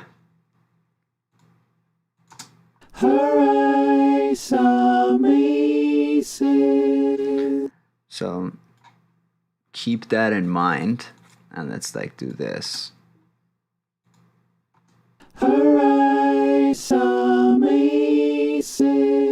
You see how the like S's have that like a certain like impact, but by contrast, the S's get a little softer when you tonal optimize.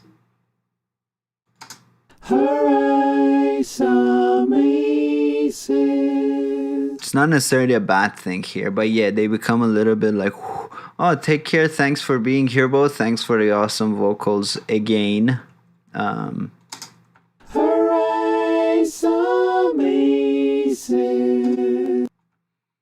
Align these S's. Forget to group stuff. Come on. Come on. There we go.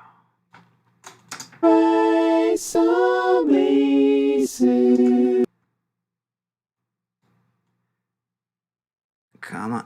There we go. Just wiggle over them. Maybe I do it too fast or too aggressively. Maybe my intentions are impure.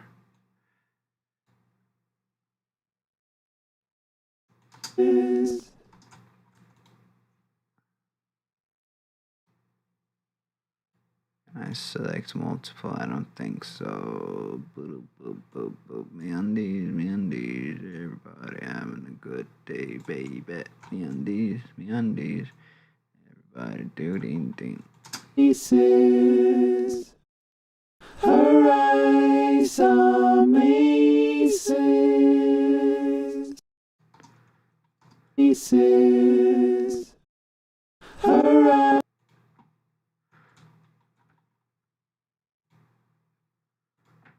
I don't know why there's snap offsets on these. Did I make a mistake on the old dynamic split there?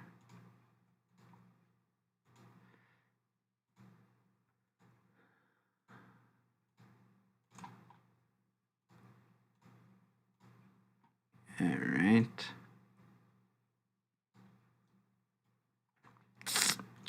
Wait, have I actually done the whole thing? No, I have not.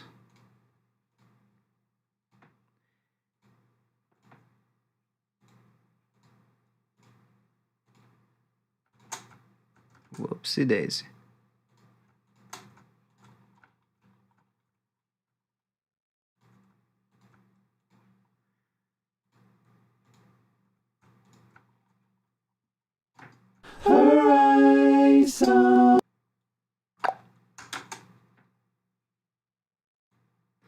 You know, it'd be funny if I tried MPL align on these lines and it just worked really well.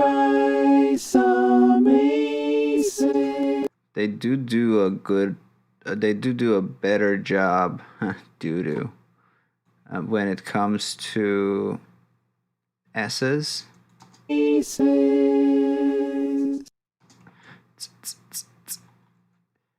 I'll just reduce and I'll do something like that because it's the last one. It needs to go away anyway.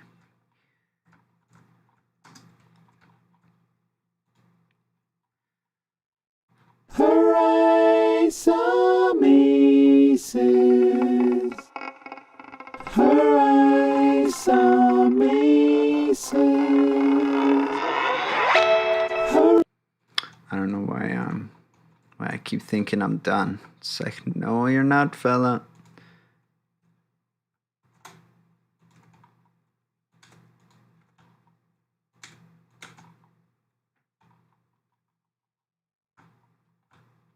All right.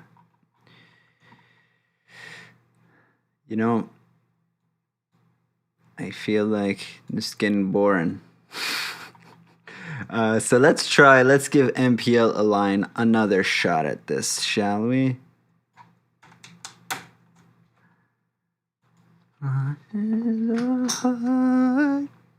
Day after day.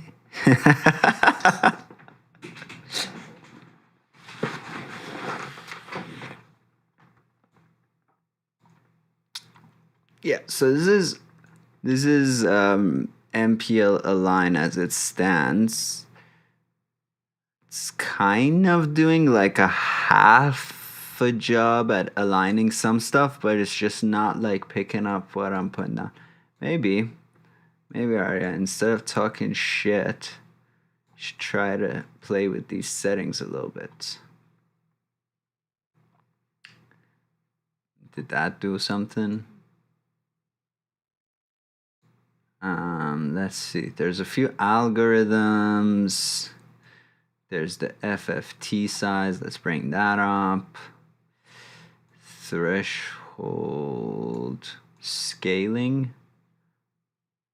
Oh, like this. That may help actually to like detect stuff.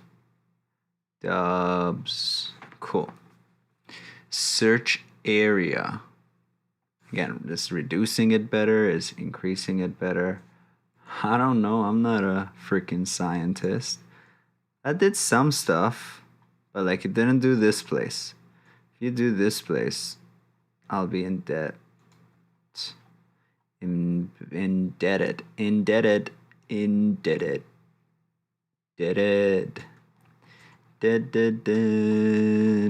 Definitely did something.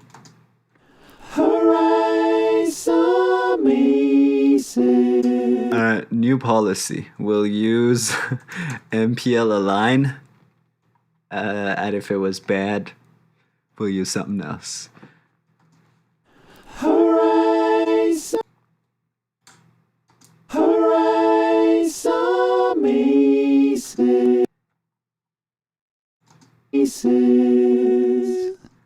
Sometimes it puts the stuff here, and that's just no good. And sometimes I really want them like way tighter than that. But definitely like not a bad starting point. Maybe I'm too tough on MPL Align TX. We're learning new things. Learning new things as we go. Everybody knows the stuff. All the info, none of the fluff. A zibbity babbity boop boop.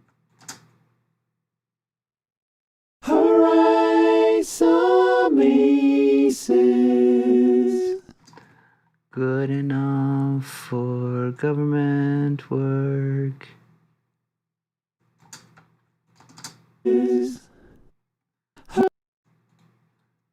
Just gotta cut them tighter. Especially again in this part.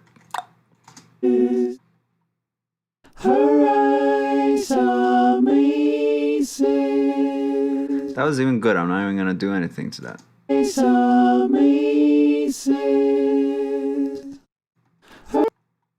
Just gonna cut it tighter.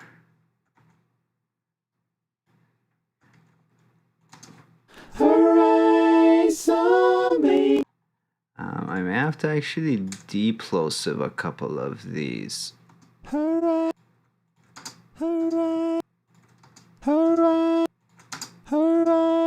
think it's this one. Deplosive. And for deplosive and stuff, it's the same procedure. Do this, I just hit a different hotkey. I didn't catch the whole thing. Gotta catch them all. Yeah, for deplosive, I just highlight the area and I hit the same hotkey with P, and now much better. Even though is technically not a plosive, but it does the same thing. It pushes air into the mic diaphragm. So much better already.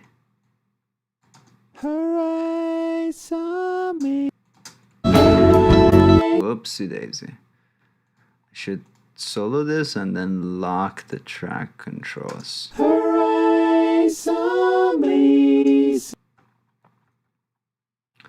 And I'll glue this because it throws MPL align takes off a little bit.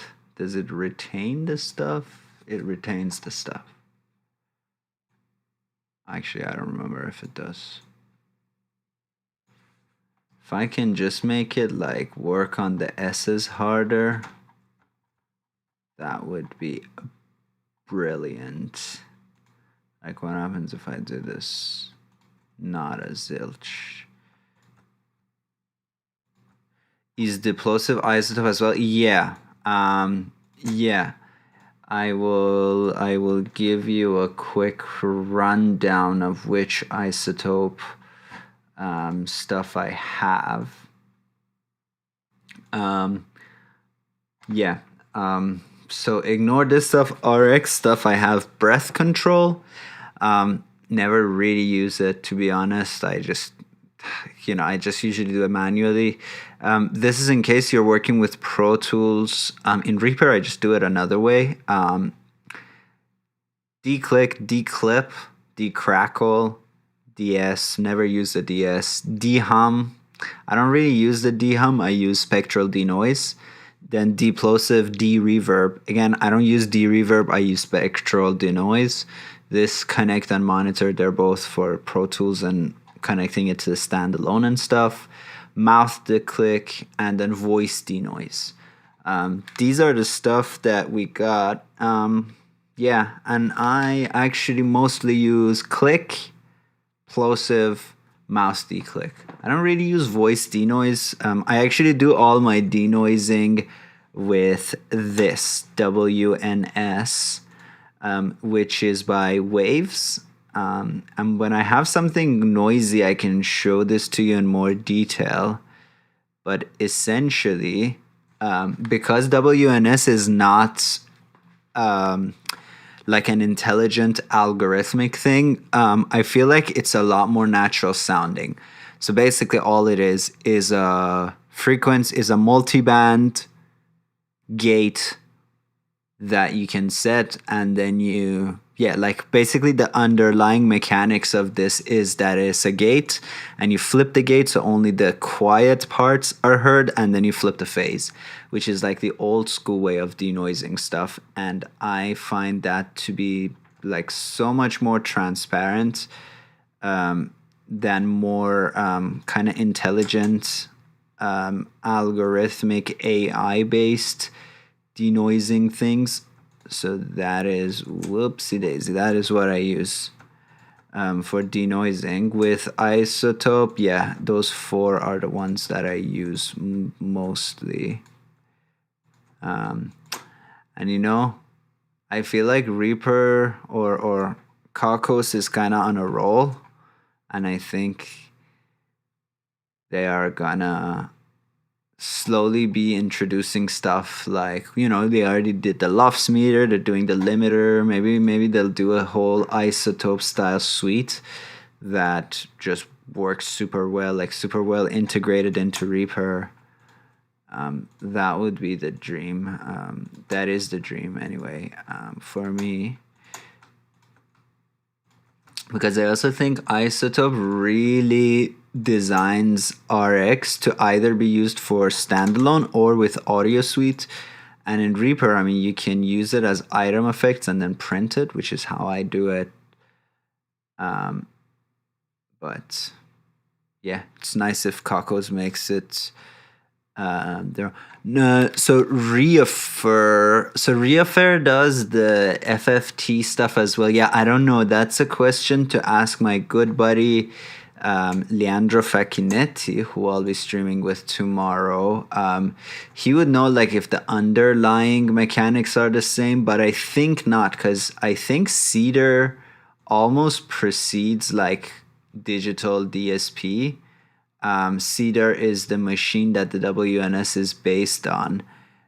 So yeah, REAPER. How do you say that?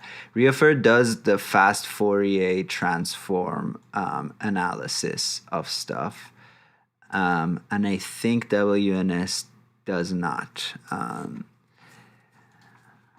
Let's take a quick detour break and do some Cedar noise reduction. And these things cost like $4,000 still, and I don't know if there are any new ones. Well, there are new ones, but the old ones that everybody loves. Yeah, now it looks like this. It used to look like, let's find the old one. Yeah, used to look like, no, this is still the app.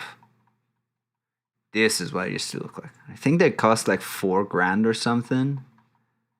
Great quality, by the way. Yeah, they sound so great, and I think they are really DNS 1000. Let's see when they were made. Yeah, this was what we had in film school, and it was just perfect. So like easy to work with. Yeah, 2001. So 2001, right? Like, I mean, digital stuff was there. It was just not really usable, and like it wasn't where it is now. I mean, honestly, even compared to 2010, we are so far ahead. And it costs how much? $6,000, or it used to cost $6,000. I was trying to see when it was made, but I don't know if we can find that out. And I mean, this article doesn't have a picture, but it was also just really easy to work with. This is your threshold. These are the frequencies, and you can kind of split it so that it'll be like within, if all your hum is between like 20 and 500 hertz, you just kind of limit it to that. And then you get like finer control, or you could do like a really broad spectrum denoising. It is just super amazing. $12,000 when the user manual was issued, was $12,000. Yes, so that was the quick detour.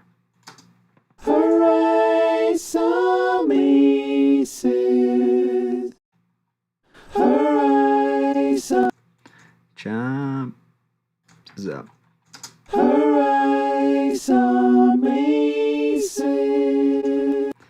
That was good, but I'm gonna do boo.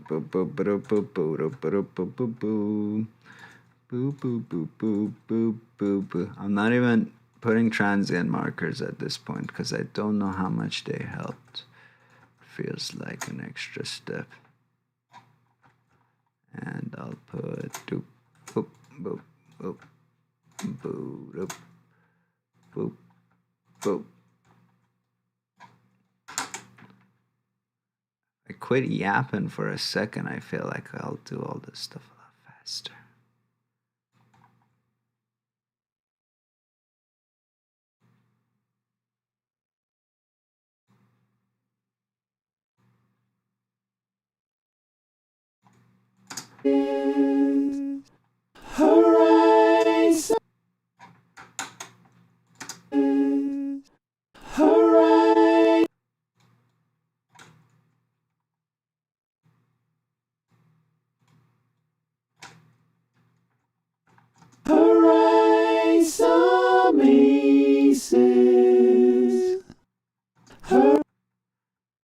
And Let's go. Boo, boo, boo, boo, boo, boo, boo, boo, boo, boo, boo, boo, boo. Looking back on when I was a little nappy-headed boy. And my only worry was for Christmas what would be my toy. And even though it's sometimes would. And I guess you gotta put a couple here so that they don't get yoinked out. And then you just go boop boop boop boop boop boop boop boop boop boop boop boop boop. Oh, group starts suspended. Oh no, wrong hotkey. How many times a day does Command and Z save your life? I think hands down Command and Z, peak of technology.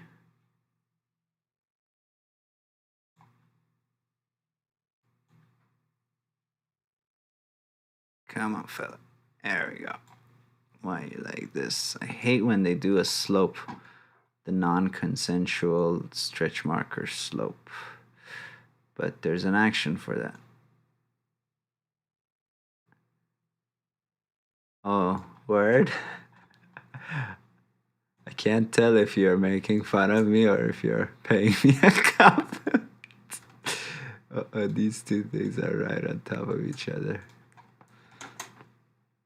I am a horrific singer, really. Like, I wish I was good.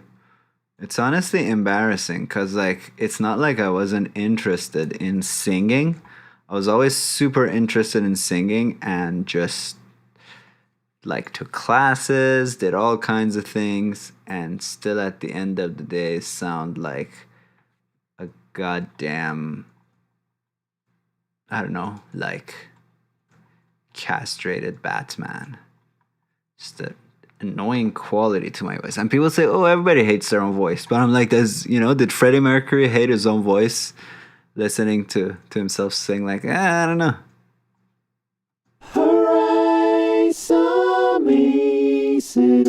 Yeah. Yeah, exactly.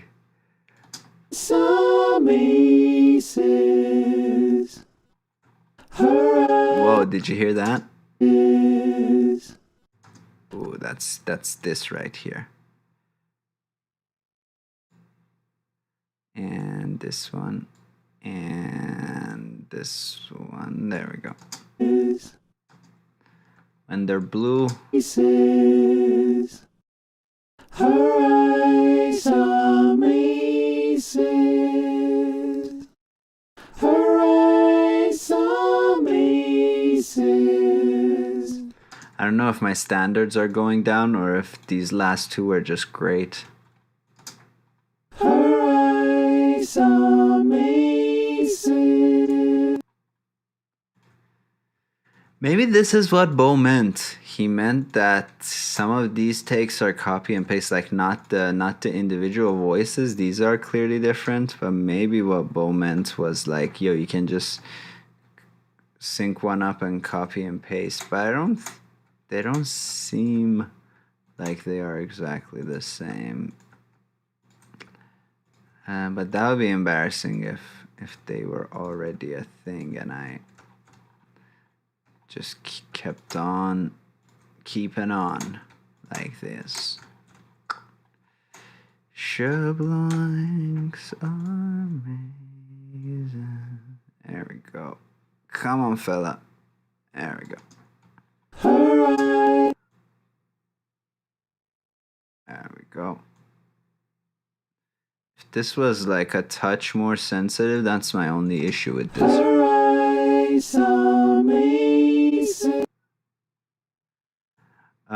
Oh, yeah, thanks for being with us, Mark. Yeah, thanks so much. Hope to see you again. I'm planning to do most of this album on a live stream. So, yeah, thanks for being here and hope to see you again.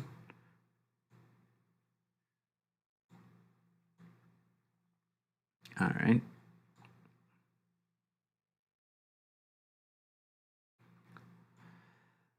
I usually have what I've noticed in life is that I usually get 1 or 2 people who watch all the streams, and a lot of people who show up and leave within like 30 seconds. So I mean, I don't know what those people are looking for, but it ain't me, I'll tell you that. But yes, I really appreciate, Bo, Bops, who used to show up and doesn't anymore. Maybe I said something upsetting. And other people for, being here, like staying through the live streams, watching them. That makes me happy. Gives me a sense of community there that I don't feel the YouTube videos give me, because for starters, nobody's watching my videos anymore. And I'm getting kind of pissed about that. What the fuck? Yo. Oh, last one. Would you look at this?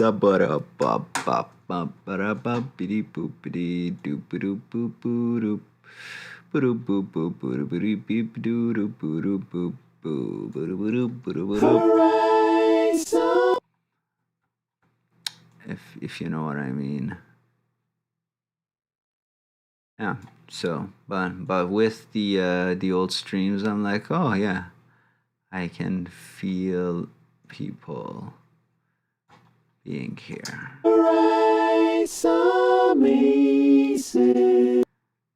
Let's really bring this one back, and then whoever came. All right. Well, we have no viewers. I'm just gonna real quick just stop yapping, eh? All right. And I now, for my next trick,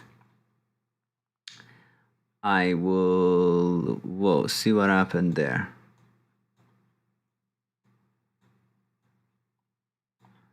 Sometimes that happens. I'm sorry myself for that happening. I have to change the resolution of my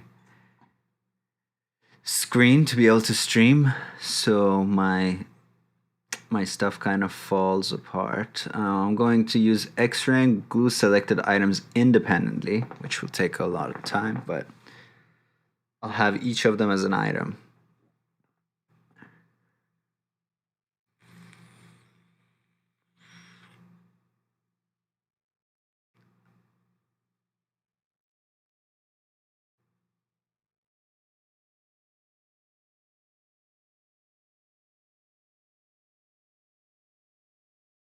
Oh, this is gonna take a while.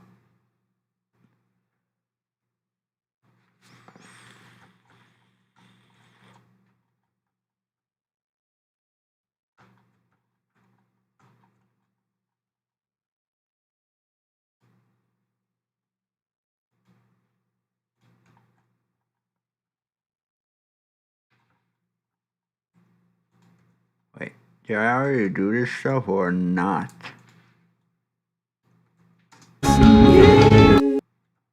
Oh no. Sooner that I think I'm done. It's like, wait, there's more.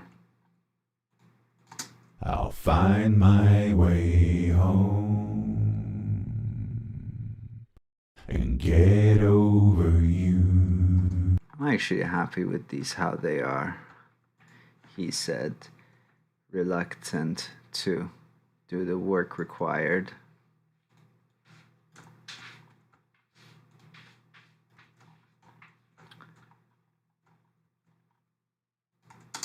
I'll find my way home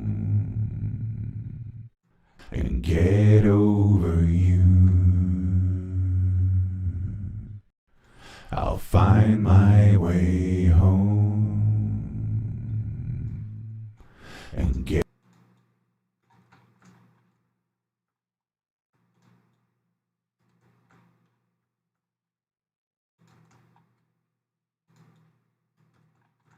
I'm picking up on a pattern, which means these may be actually copy pastes too.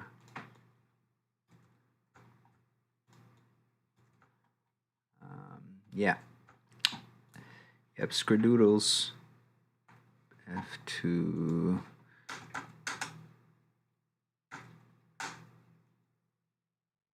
Well, I guess I like these a little bigger. Like that. Alright. I'll find my way. Whoa, what is that? That is very loud. I'll find my way. Where is it?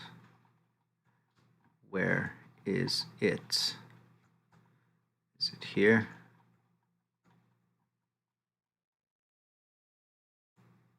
I'll find my way. I'll find. Oh, it's this stuff over up here. Which I actually will not be using anymore, so goodbye all you stuff. Oops, I just mistakenly deleted one thing that I needed. I just need you. I don't need only y'all. I'll find my way home and get over you.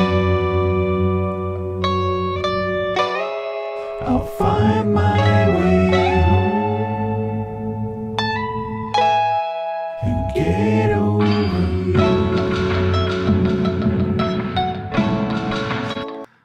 Alright, just to amuse myself, I'm gonna quickly go work on drums a little bit, and then I'm gonna call this one a day. Is that a thing? That is definitely a thing. Yeah. So we are not, we are still at the editing phase of this album, but as I said yesterday, I'm gonna be releasing them like song by song and then just release it as an album in the end. So I think I would do like edit, mix, learn, edit, mix, learn, edit, mix, learn. That is the overall gist. So yeah, I'm ADHD, let's work on drums. This sound is gonna be a tricky one to mix.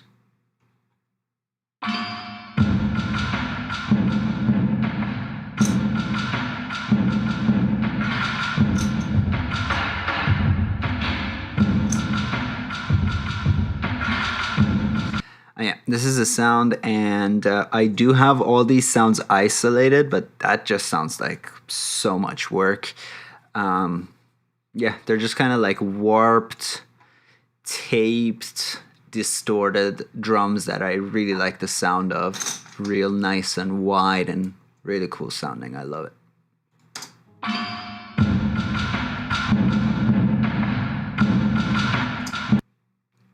I think what I need for these is actually a multiband compressor. Yeah, I think I need a multiband for that. We need to kind of get the low. This part has like way too much sustain. So I'm gonna,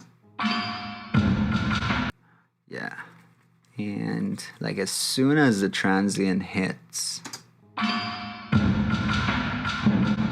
and then the release to be quite drastic.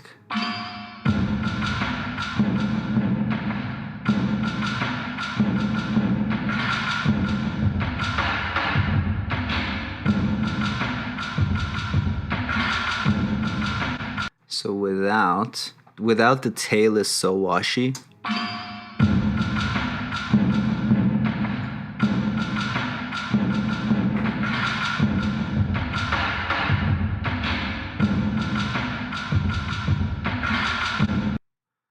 And I wanted more.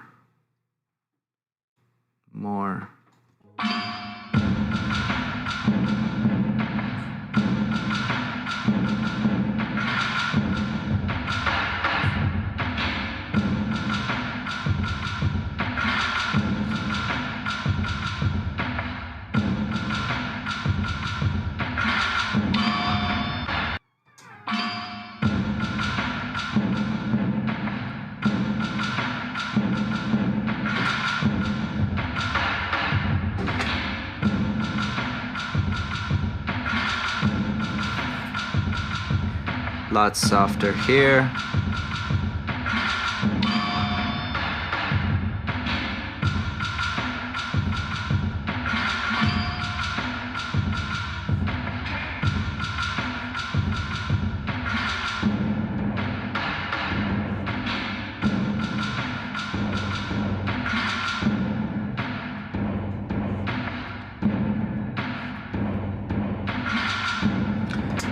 Really, that's all I need right now. There's already so much effects on it. So the question is, does it blend? Will it blend?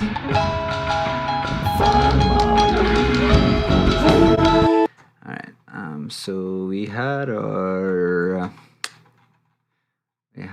guitars or our vocals. They had a nice run, but it's time to turn them down and distract myself with some other stuff.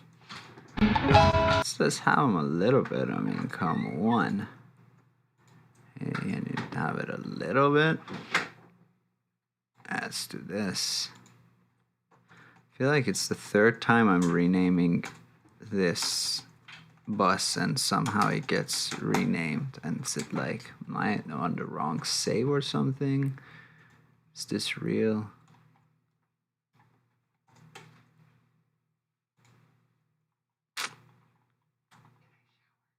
Yeah. What is this? Saudi Arabia?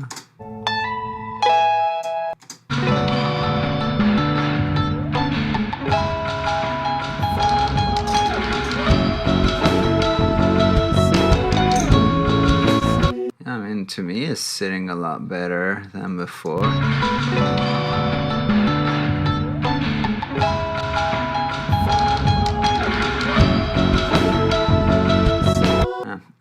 That said, we do need to kind of level these. So this drum bus, I may not keep it.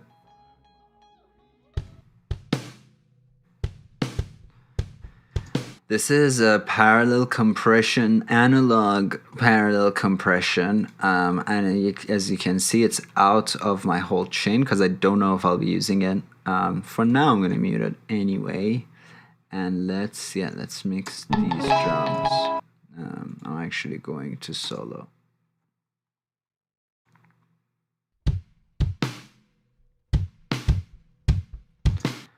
We had a gate on here.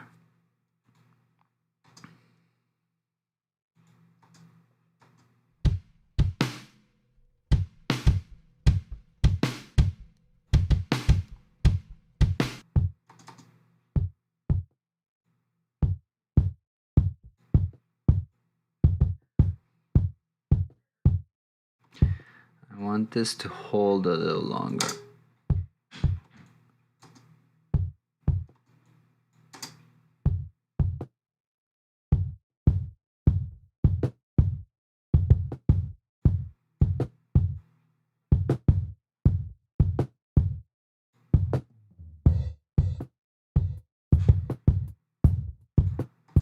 And then I'll just use the EQ to get rid of the cymbal sounds, which I'm already doing. Maybe some extra once the cymbals come in.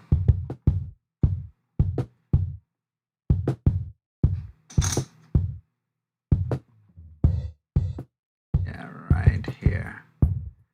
Whoa there, buddy.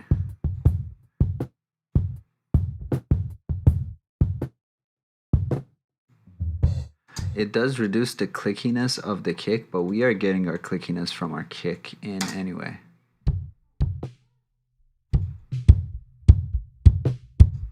What the hell was this? Oh, I got R bass on this. I mean, I want R bass on this. We'll see. We'll see. Maybe put it on the kick out, actually.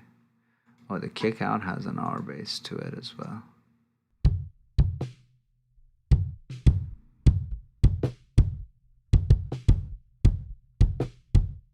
Hard to see what I'm doing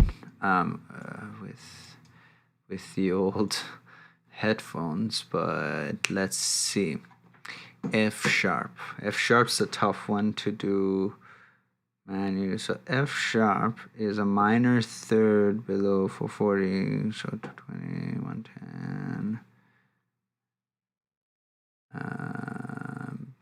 No, that's too difficult for me to do.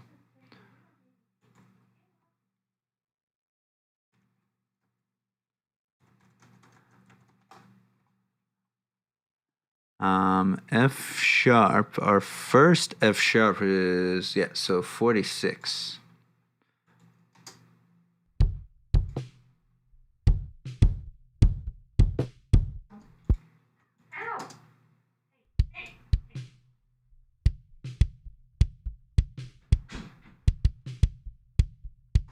Yeah, and then, so we're getting a good amount of clickiness from here.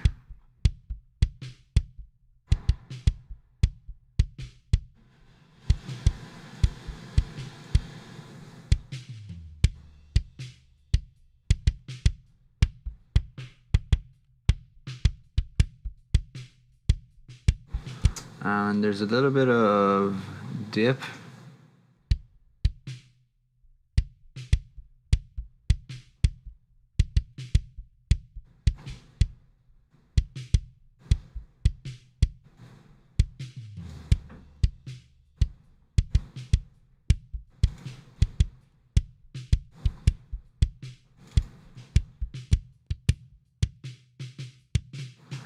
So you may think, why am I high passing my kick, right?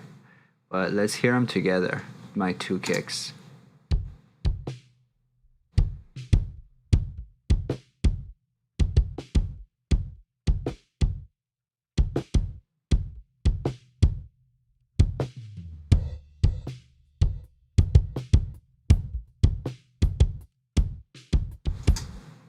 It kind of makes that one sparkle a little more, but we need to make the volume. No, actually, I kind of hate that.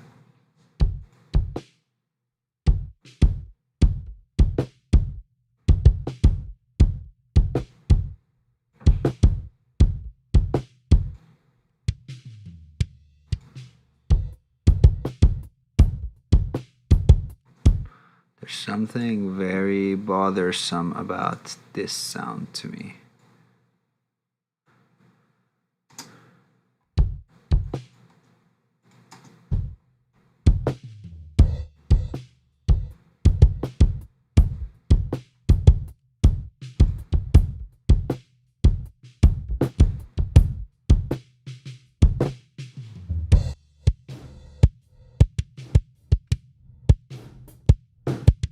That actually does something I like.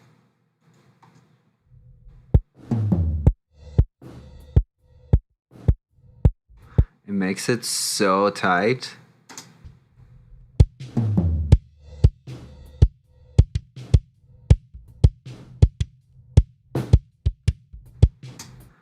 But like, what kind of shape is this? Come on, huh?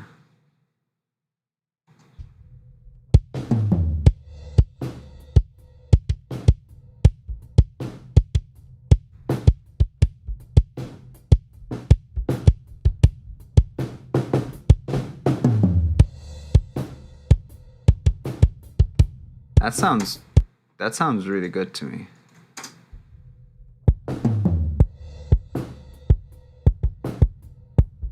When it hits good. But obviously it's no longer a gate, it's like a ducking thing.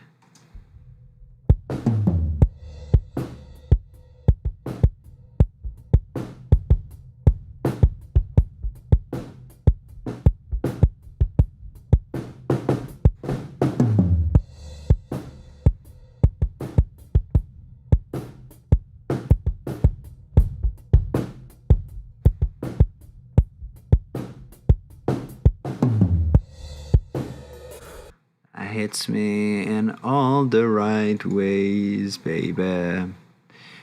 Yeah.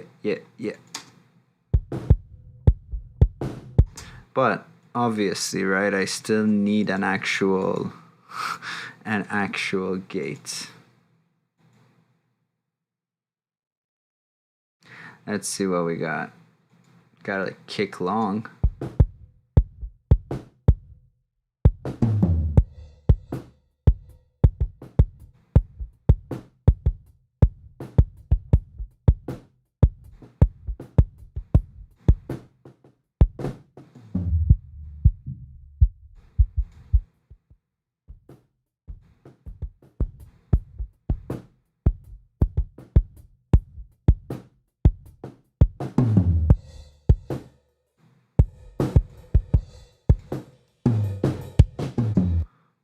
guess we need a gate on this mama jamma.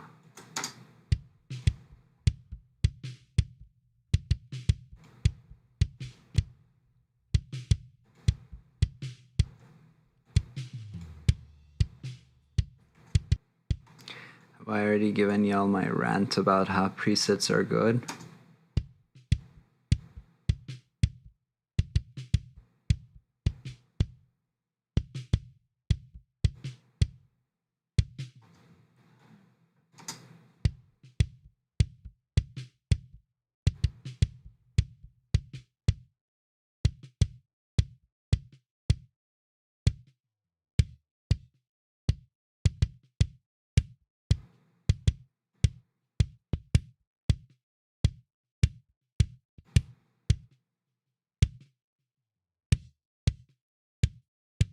Real tight.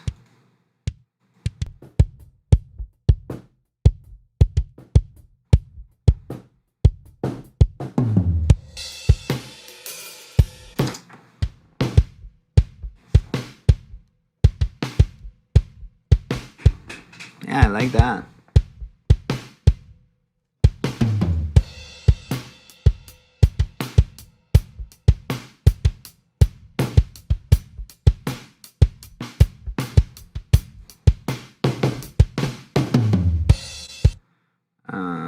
What the F? Where is my... Yes, this is what happens. You get your transport bar all lost.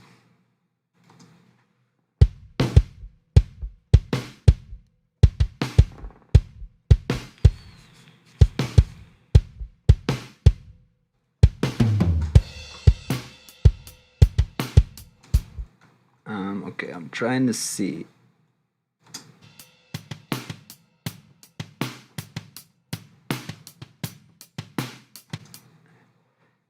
By the way, coolest thing I ever did in my life. Snare bottom is double mic'd, it's stereo mic'd. So that sounds great. It kind of expands.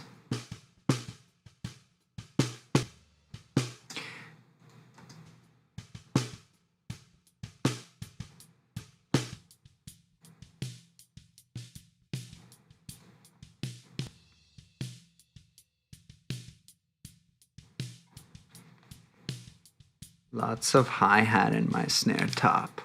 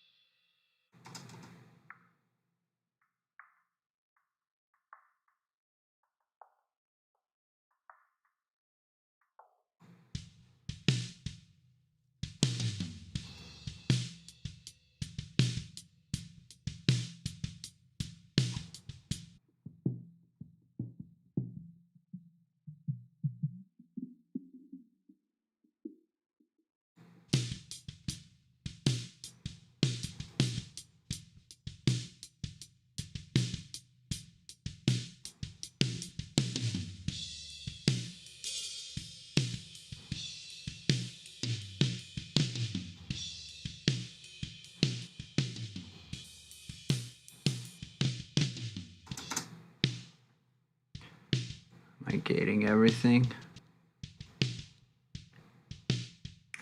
I think I am gonna be gating a lot of things. Gating lots of things. Everybody knows I like to gate stuff. Everybody knows that I like to gate stuff. What? Hello, babes. My cat is here. Everybody say hello to my cat. If you don't like my cat, you can get the hell out of here.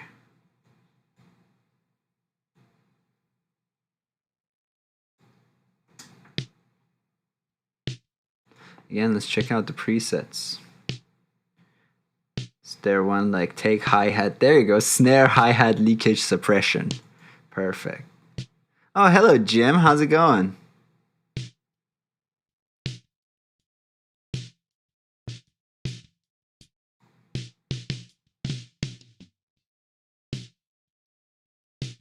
I can't say that I love how that's working, but I'll...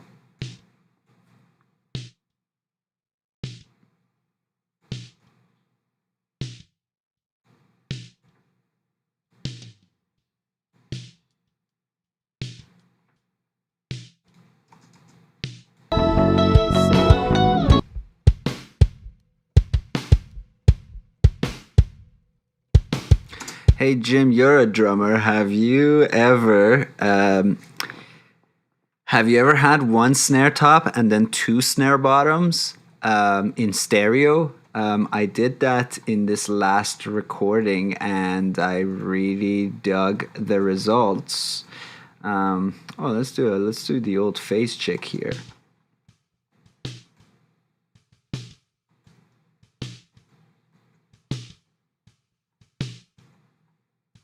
Oh no, but by all means, I'm actually about to wrap this session. Yeah, I am just about to wrap up, so but yeah, check this out. Snare bottom is stereo. It's fun.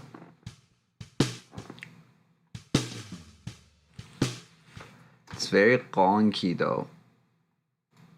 Just sounds like a little bit of a gonkness to it. I don't know what happened to my template. I lost some of the effects that were there. Again, let's see if there's one like snare bottom on gonkify. Well, no. Can't have all the things all the time.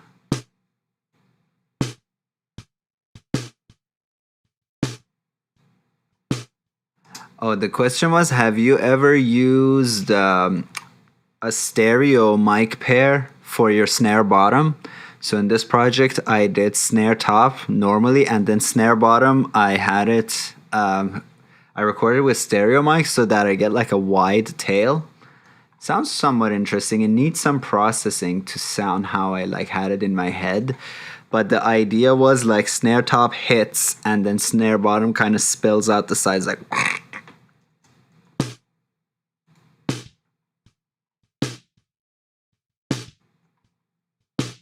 Like maybe I'll sidechain the snare top to the bottom so that snare top hits and snare bottom kind of spills out.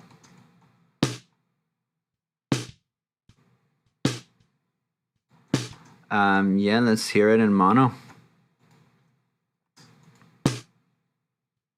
This is mono.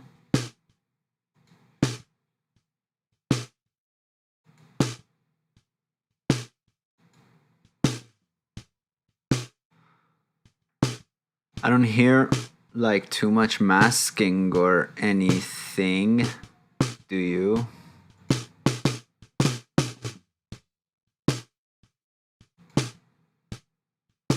Oh, actually, I do hear some masking, but not too much.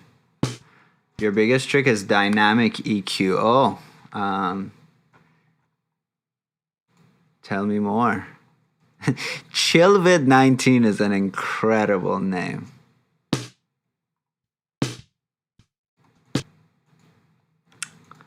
Let's do some dynamic EQ edge here.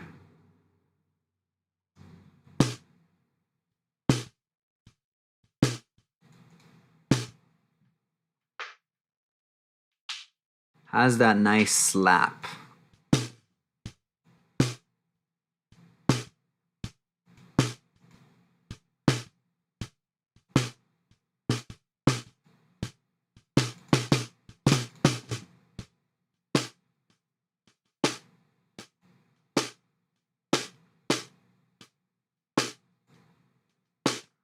Yeah, sounds okay. It's something I'm experimenting with for sure, and it may turn out to be kind of a shit idea. And not that I'm claiming this has been my idea. Every idea has been tried. My generation is way late to the party to say like, "Oh, check out this thing I came up with." But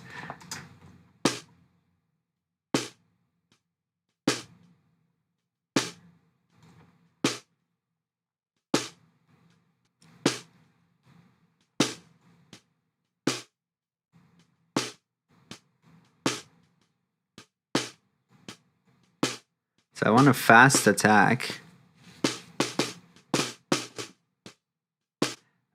I want a fast attack in order to have the snare top kind of provide the upfront transient, and then for this to be kind of the tail. But this is not sounding good, so I may do that by side chaining.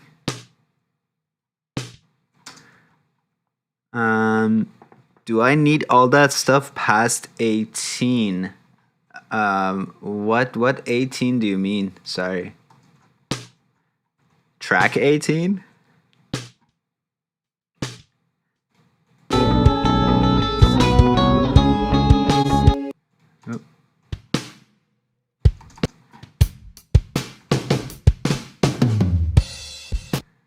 I want to check out the old...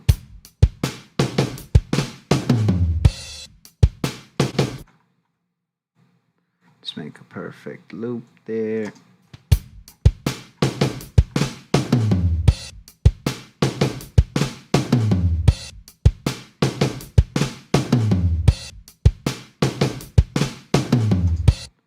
So without the overheads,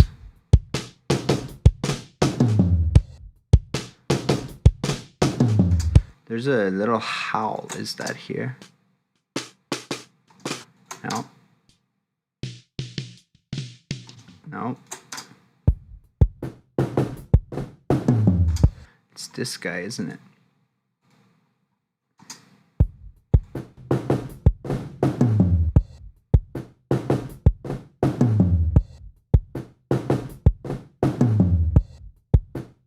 Yeah, that's what I also like to do, and I always kind of have one range for the snare bottom that I like, and everything else I don't like too much, and that's like the area that I selected. I am really about to wrap. This is a little wide. This is wider than I normally do it. Usually I do like 700 to like 1.5K type of shtick.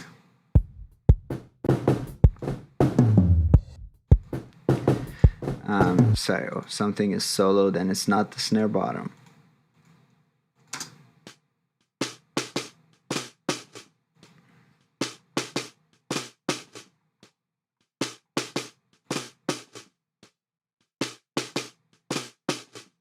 There's a little bit of a garpiness going in this area, right here.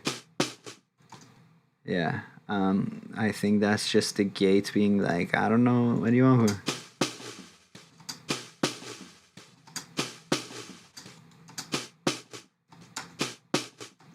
It almost does like a little bit of like,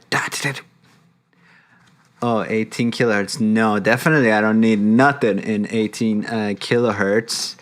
I don't hear it, so you know. But yeah, usually I do the pass filters like at the top of the chain. So I just, when I get to my drum bus, I yoink it down. Yeah, that's just kind of paranoia, because if you do high pass or low pass on a track level, the problem is if you're off by a few, you're kind of expanding that phasage thing. Yeah, I mean, I don't hear past 14, I would say. No, even that's a lie that I'm telling myself. I really don't hear past 8 or 10 or 12. Yeah. Like, let's even give it a go. Let's see if I hear this. 15K.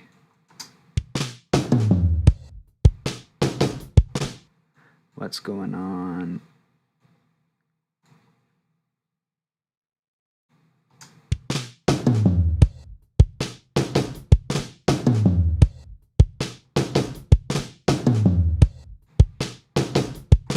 What's happening? Oh, this is bypassed, isn't it? Yeah. Okay, let's see if I hear 11. Okay, yeah, I hear 11.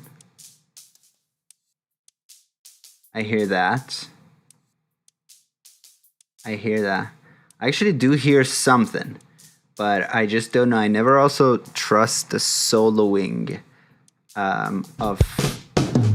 soloing function. I feel like they always make it somewhat softer to avoid clipping and stuff so that people don't go, oh, this is a shitty plugin.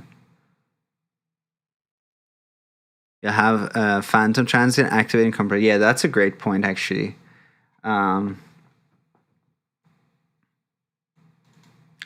Yeah, I gotta overall be more diligent with the cleaning of the highs, just because I don't hear them doesn't mean that, you know, dogs of my listeners need to pay for my lack of hearing.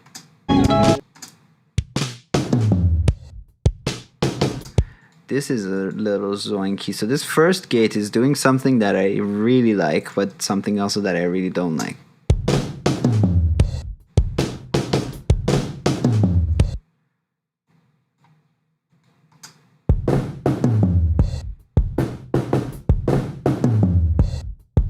I mean, how is there more snare in this kick out than kick? This actually makes it better. But yeah, there's just so much snare. I may edit this. I take out all the snares. I may go old school on this. Yeah, I think I'll do that.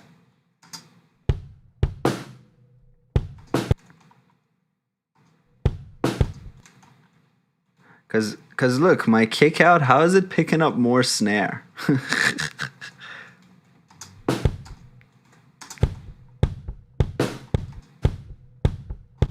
Oh, I like those. Those are like, ugh.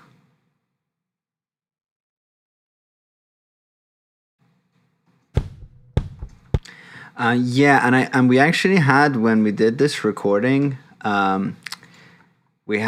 we went through some analog gear, like we did some EQing that's baked into this recording. So even when this is bypassed, this is not like a fully raw recording. Like we did take out some stuff. Thank you. Yeah, the snares are just coming in so far. I don't even need to look at, or I don't even need to hear it. I can see these fatter snares. I'm doing it real dirty, but dirty's how I like it.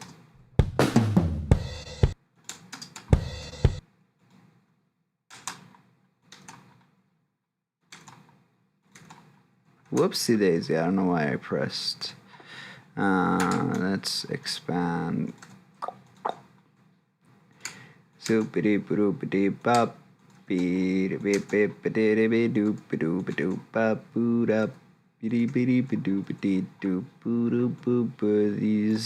These fades are too long. We'll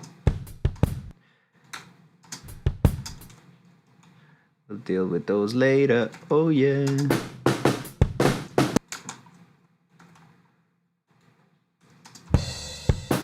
You know, this will be what I'm doing right now will be a nightmare if it turns out I'm gonna time correct these drums.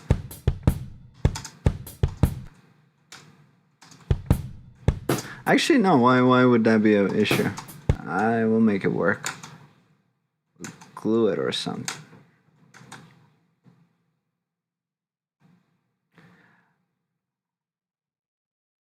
So I did do some processing. I did some gatage and some dynamic processing, but I wasn't able to get it how I wanted. And since this is only like 16 measures, you know, there is like a little bit of compromise anyway. There's like just some sound that they have. Oops, sorry.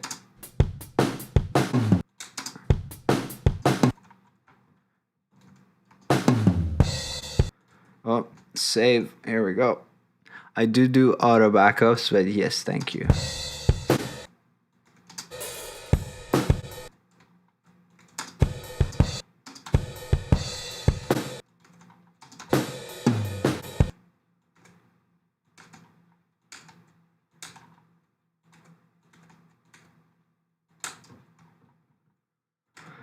Real quick and real dirty. Oopity boopity. I'll actually fix these fades at the end, and we are done. And I'll go over here. I'll go 0 doop doop doop doop doop doop.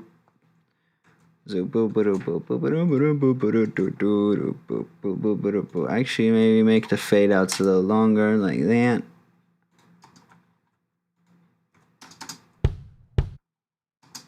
So let's hear it in context. Oh, let's hear my room.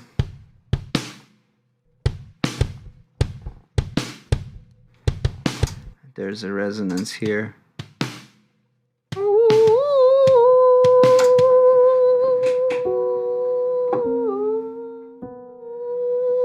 It's a B. Is B in our key? B is the, let's see, the 4th degree of our key. So that's horrible.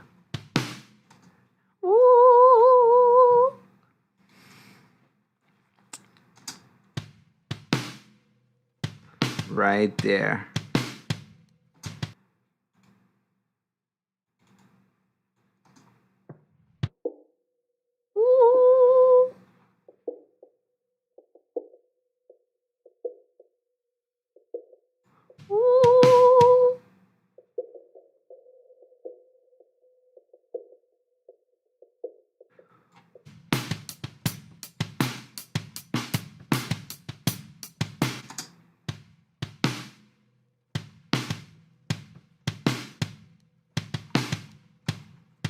Reduced. I really don't want to cut too much in that area.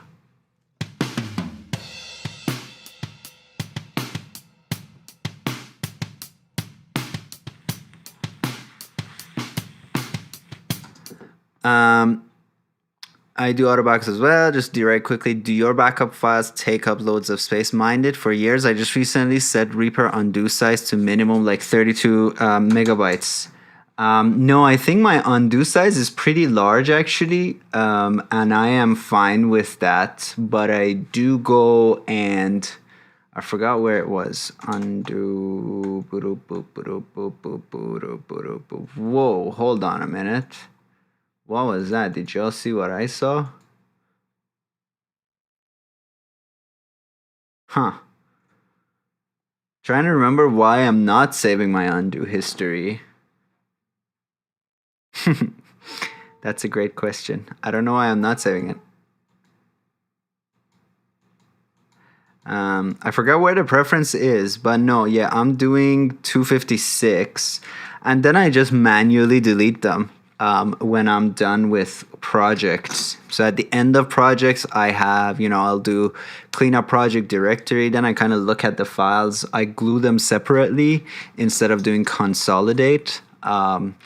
And then I erase all my backups. Because, hey, who knows, one day you'll need it.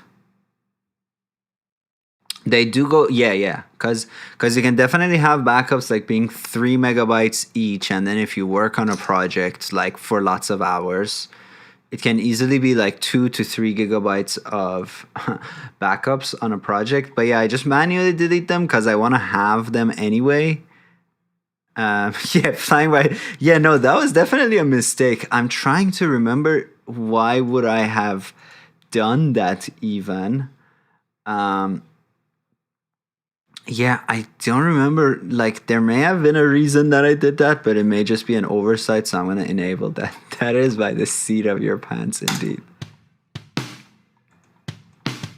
Okay, that resonance didn't go away, but it got reduced. But also, it gets less down the line. Actually, it doesn't.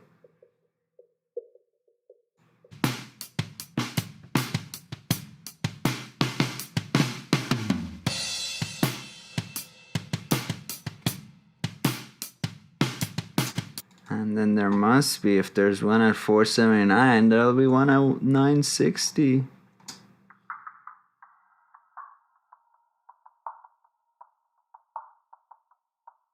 So this is interesting.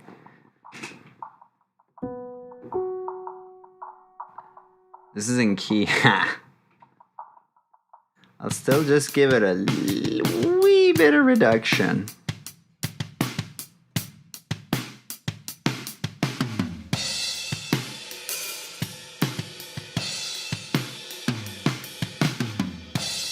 Whoa, what did I do?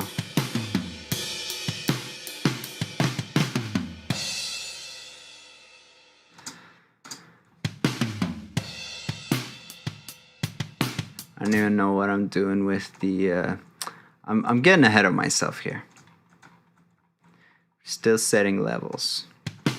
Alright, I think I'll set my tom levels and then I will call this a day.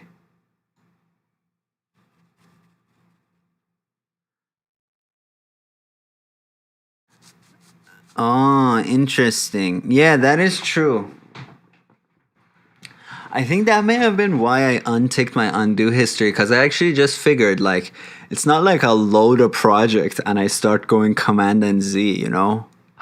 Like, I always save my project at a logical place where I'm like, okay, like we're in a place that is somewhat logical. So I was like, I won't even save undo history. The maximum amount of work that I'll lose is 5 minutes that way.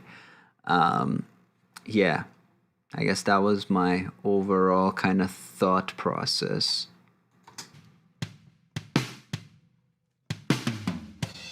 All right.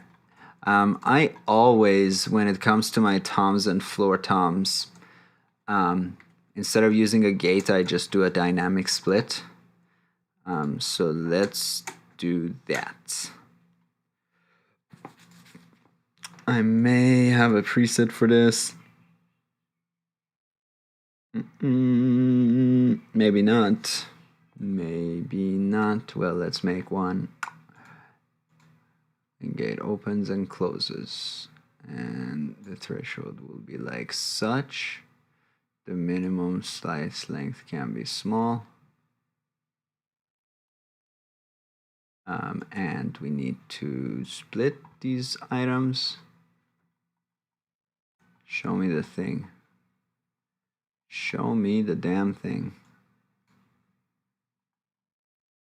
Do I have to say a transients? No.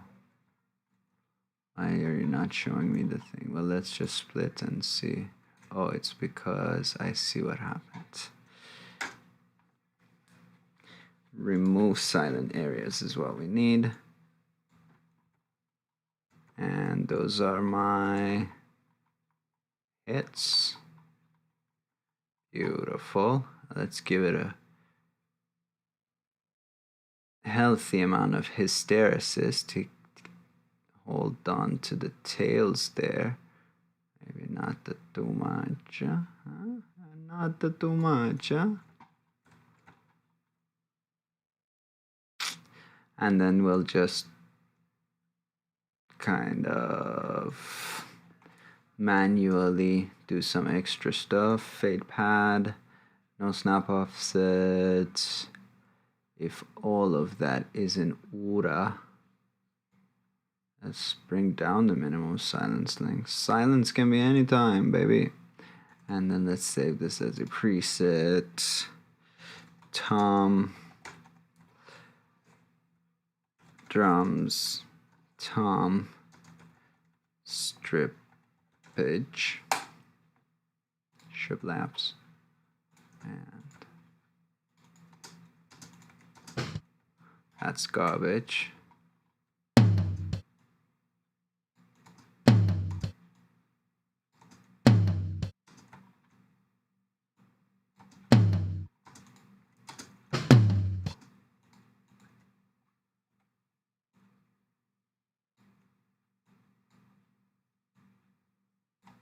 I guess this really counts as editing, but yeah, I shouldn't really start mixing, even though I just like mixing. So I always distract myself.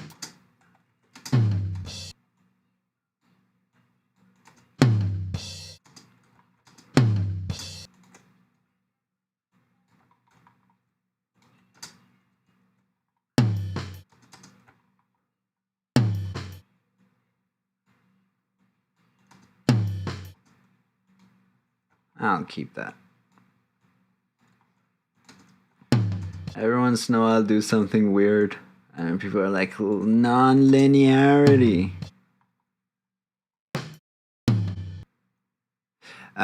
Set it to vertical grid shading. You mean right here?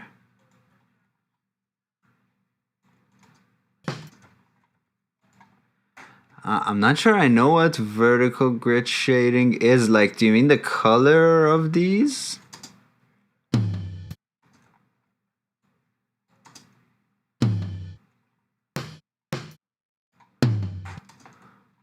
And there goes. Yeah, feel like I have a vague memory of hearing about vertical grid shading, but no, maybe not even at all.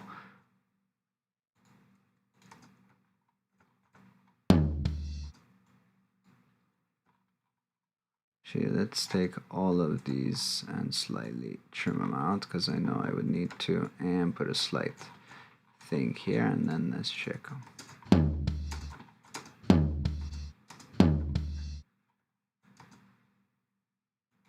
I like them tighter.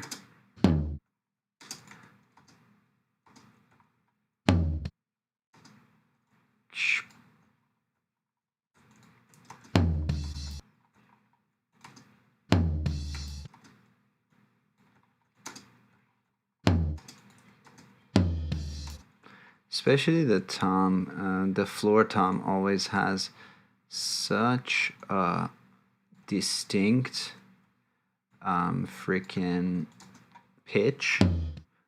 Boom. So yeah, if there's gonna be a crash, let's just kill that. Even though we are killing. Oh, okay, so there's a way of doing that vertically.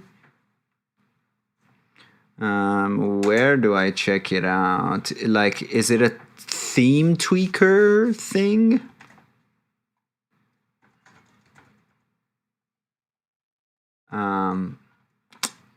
Let's check it out.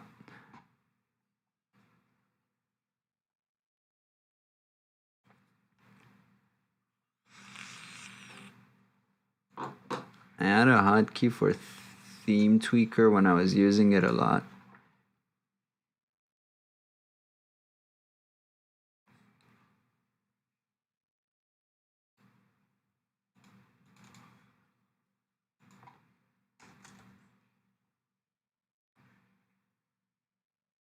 Let me know if I'm way off.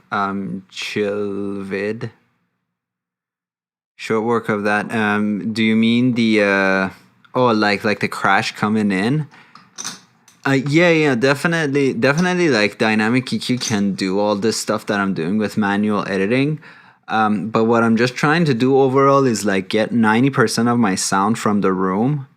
And really, I just want the transient with the spot mics. And I may not even like use the hi-hat mic or something like that. Where I just were here. Oh, go on preferences and search shading. How come I don't have anything here? Oh, it's in preferences, not in the action list. Shading. How come I don't have it? Or shade, or just SHAD. Yeah, I feel like if it wasn't the prefs, I would have read about it at one point. Do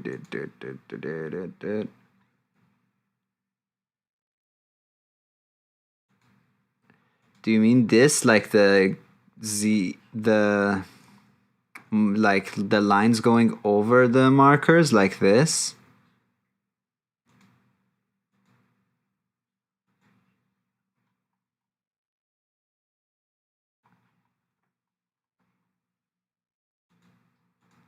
I feel like I did that, and yeah, under was awful. Through, I think, was the one that I preferred.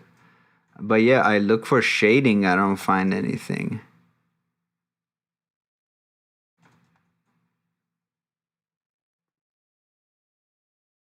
Or let's do vertical.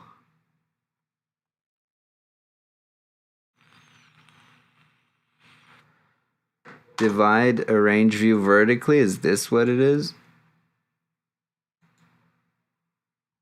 Oh, like this. Yeah, I don't not like that. Yeah, I like that. Yeah, I like that. I'll try it for a while. I may later become annoyed by it, but right now it looks decent. Yeah, actually I love that. That's lovely. Thank you. I may do that every half measure. Let's see. Well, did that even work? Can you go 0.5? No, you can only go 1. All right.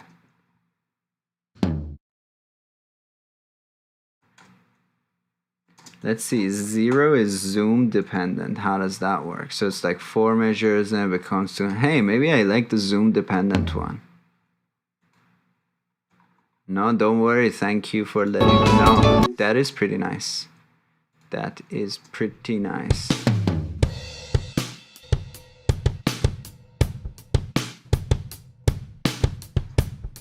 The snare, I feel like I need to give it a little bit of a look ahead.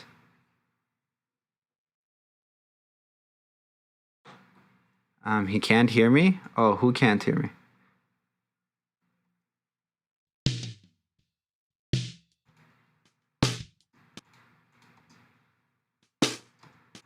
This gate needs to have a little bit of look ahead.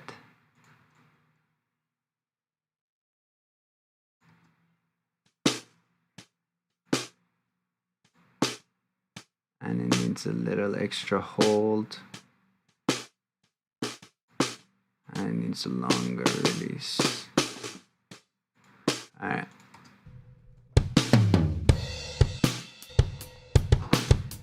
Have I even panned?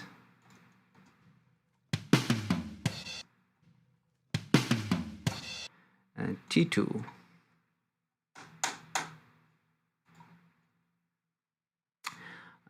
Where do y'all stand on panning toms?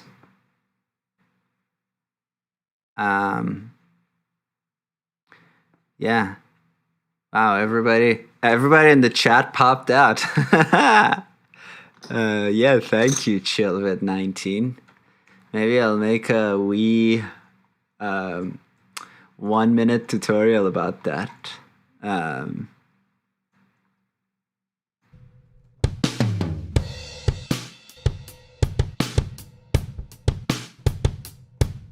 I still hear the gating on the snares, so that's the only part that I don't like.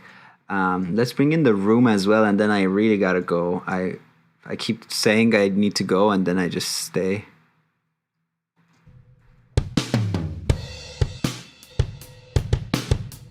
Ooh yeah, baby.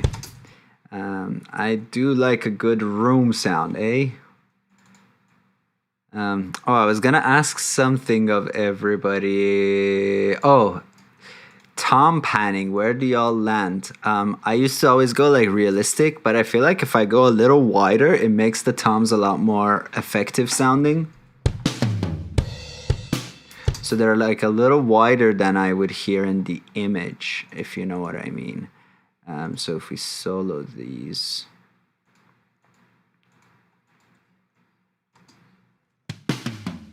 That sounds like that, and then like it's not the right angle, but does a little something nice for me.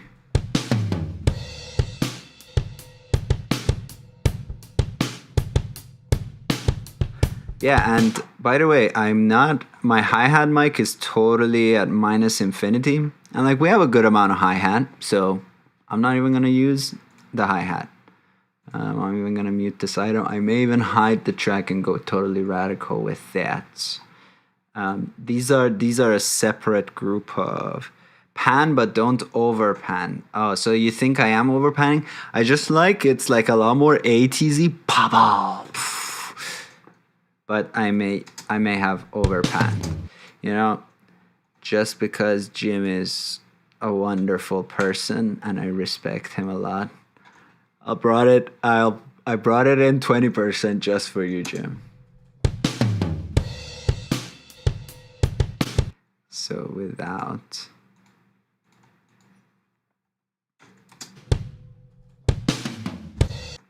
with maybe an extra 10%. Let me know what you think, Jim, about that. I know you probably have an insane amount of experience with drum. If you're EQing drums, why don't you use linear EQ for cutting filters? So what I'll give you the long answer for that. I do my pass filtering kind of on top, so if you do it only once, then you're okay. And everything else, I don't do a pass filter, but with the room mic, like the room mic is already a lot further away from everything else. Phase is not an issue when it comes to the room. So I do that at the source, and also on the room mic, I want to filter it a lot more. Like, you know, I'm at like 400, and so I just eyeballed that, obviously. But yeah, that's why.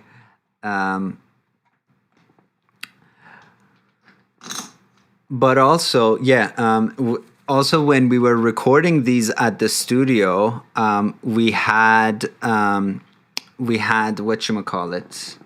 They were going through EQ, so there's already some pass filters on all these sources, but I still do it at the end because like I'm using like R bass to bring some subbiness to the cake. I'm probably gonna like fucks with them a little extra. So yeah, so that's.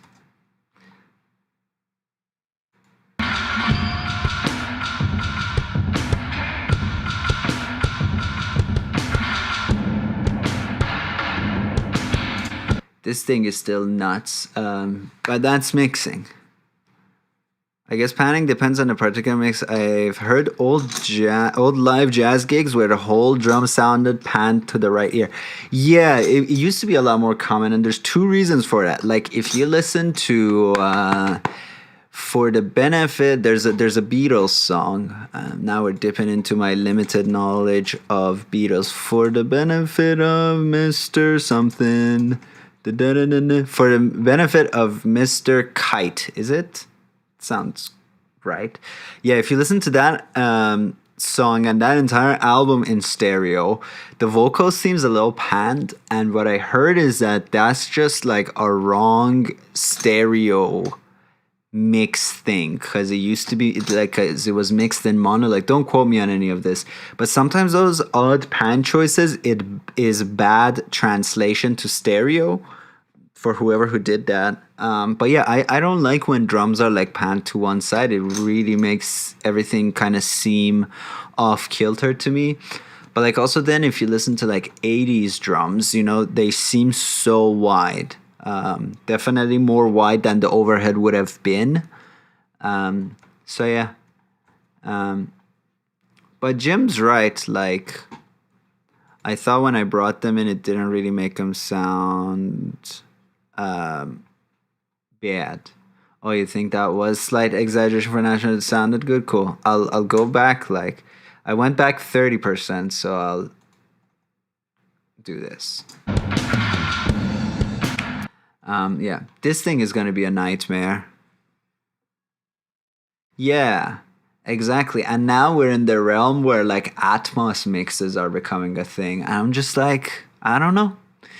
I don't know if every song should be mixed in Atmos. We're in a very weird time in music. Like we can mix in Atmos, but then 99% of people listen on mono or on TikTok, on the shitter. Yeah.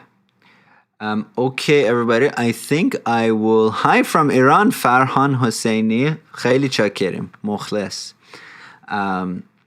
Got my fellow Iranians in the heezy. Thanks for being here. And I don't know if you just joined us, but I am just about to wrap this session up. Thanks everybody for being here. I'll even turn on my camera. So thanks for being here. It's always fun to live stream for all of you folks. And if you have any last questions, let me know. And I'm gonna try and do this like almost every weekend. Stuff always comes up. If I have like a paid gig, I am just in no position to turn down work that pays me. But otherwise, like I'm planning to spend like 7 to 8 hours every weekend on these songs, and maybe a little more, maybe a little less. We'll see how it goes.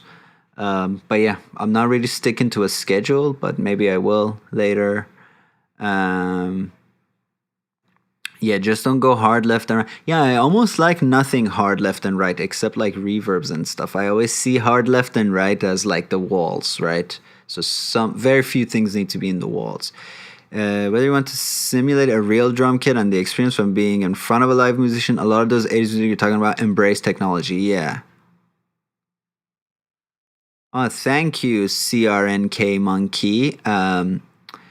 I try to be very educational, so I hope it's working. And speaking of Ninjam, we're gonna do a live jam session on Tuesday with me and Mike from Let's Talk About Reaper and Adam from Hi YouTube I'm Dad, all Reaper centric-ish channels, and it's gonna be 7 p.m. Eastern time.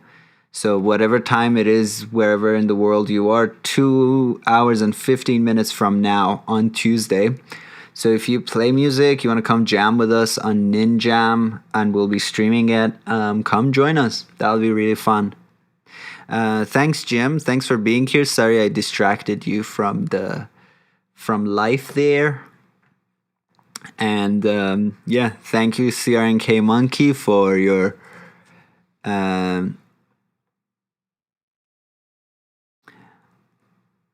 به اسم نوچار نوستالژی اسلام امیدوارم حتما فرهان جان. I still watch your scripting videos, but there are too many other videos. Thanks from Belarus. Denada. Пожалуйста, even. And yeah, thanks for watching the scripting videos. I stopped them because... very few people watch them.